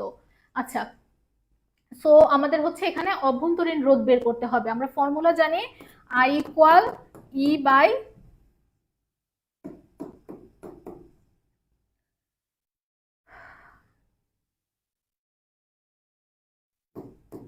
ই by R plus R. So এখান থেকে আমাকে কি বের করতে হবে বলো দেখি? কোষটার অভ্যন্তরীণ রোধ বের করতে হবে বা আর বের করতে হবে। সবকিছু দেওয়া আছে, তুমি হচ্ছে এখান থেকে কি বের করে নিবা, আর বের করে নিবা। দেখো বের করি চলো। তড়িৎচালক বল কত দেওয়া আছে? তড়িৎচালক বল দেওয়া আছে হচ্ছে 2 ভোল্ট, আর কত দেওয়া আছে 10 অ্যাম্পিয়ার, আর তো বেরই করব। আর এই আই কত দেওয়া আছে? আই ডিরেক্টলি দেওয়া নাই, সেটা তোমাকে বের করে নিতে হবে। আমরা কি জানি আই ইকুয়াল ভি বাই আর। তাহলে ভি কত? ভি দেওয়া আছে হচ্ছে 1.6, আর কত? আর হচ্ছে 10, 1.6 বাই 10 মানে হচ্ছে 0.16। তাহলে এখান থেকে পাচ্ছি আই এর ভ্যালু পাচ্ছি হচ্ছে 0.16। তো তোমরা হচ্ছে গুণ ভাগ করে এখানে আর এর ভ্যালুটা বের করে ফেলবা আর কি, এটা তো পারা উচিত। এখানে যা কিছুই নাই, সবকিছু ডিরেক্টলি দেওয়াই আছে, জাস্ট আই এর ভ্যালুটা তোমার আলাদা করে ভি বাই আর দিয়ে বের করে নিতে হচ্ছে। সো এটা একটু এক্সট্রা করে করবা। করো দেখি। 48-এর ক অ্যান্সার দিচ্ছে একজন। আচ্ছা আর ক্যালকুলেটরে করে বলো তো সবাই অ্যান্সার কত আসতেছে এটার?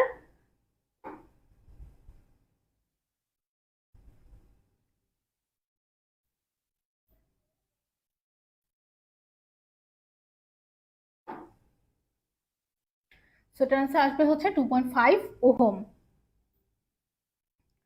পরেরটাতে আসি। একটা তেজস্ক্রিয় পদার্থের অর্ধায়ু দেওয়া আছে 693 দিন, এর গড় আয়ু কত দিন? তাহলে কিভাবে বের করব? এটা হচ্ছে ডিরেক্ট ফর্মুলা দিয়ে। দেখি বলো সূত্র মনে আছে নাকি সবার, দেখি তো।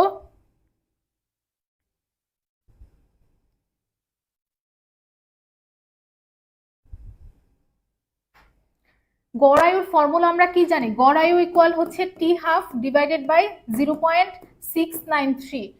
তাহলে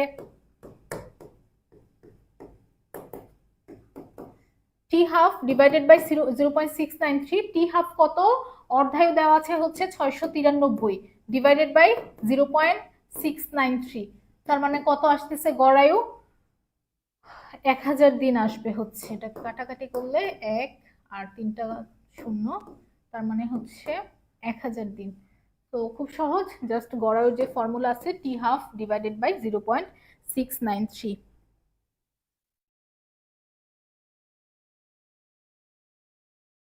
আচ্ছা সো আজকের ক্লাসটা এই পর্যন্তই শেষ করতেছি। তোমাদের কাছে ক্লাসটা কেমন লাগলো একটু সবাই জানাও দেখি। আমাদের হচ্ছে কালকেও ক্লাস হবে এবং তার পরের দিনও ক্লাস আছে। সো ক্লাসগুলো সবাই করার ট্রাই করো, ইনশাল্লাহ বেনিফিটেড হবা।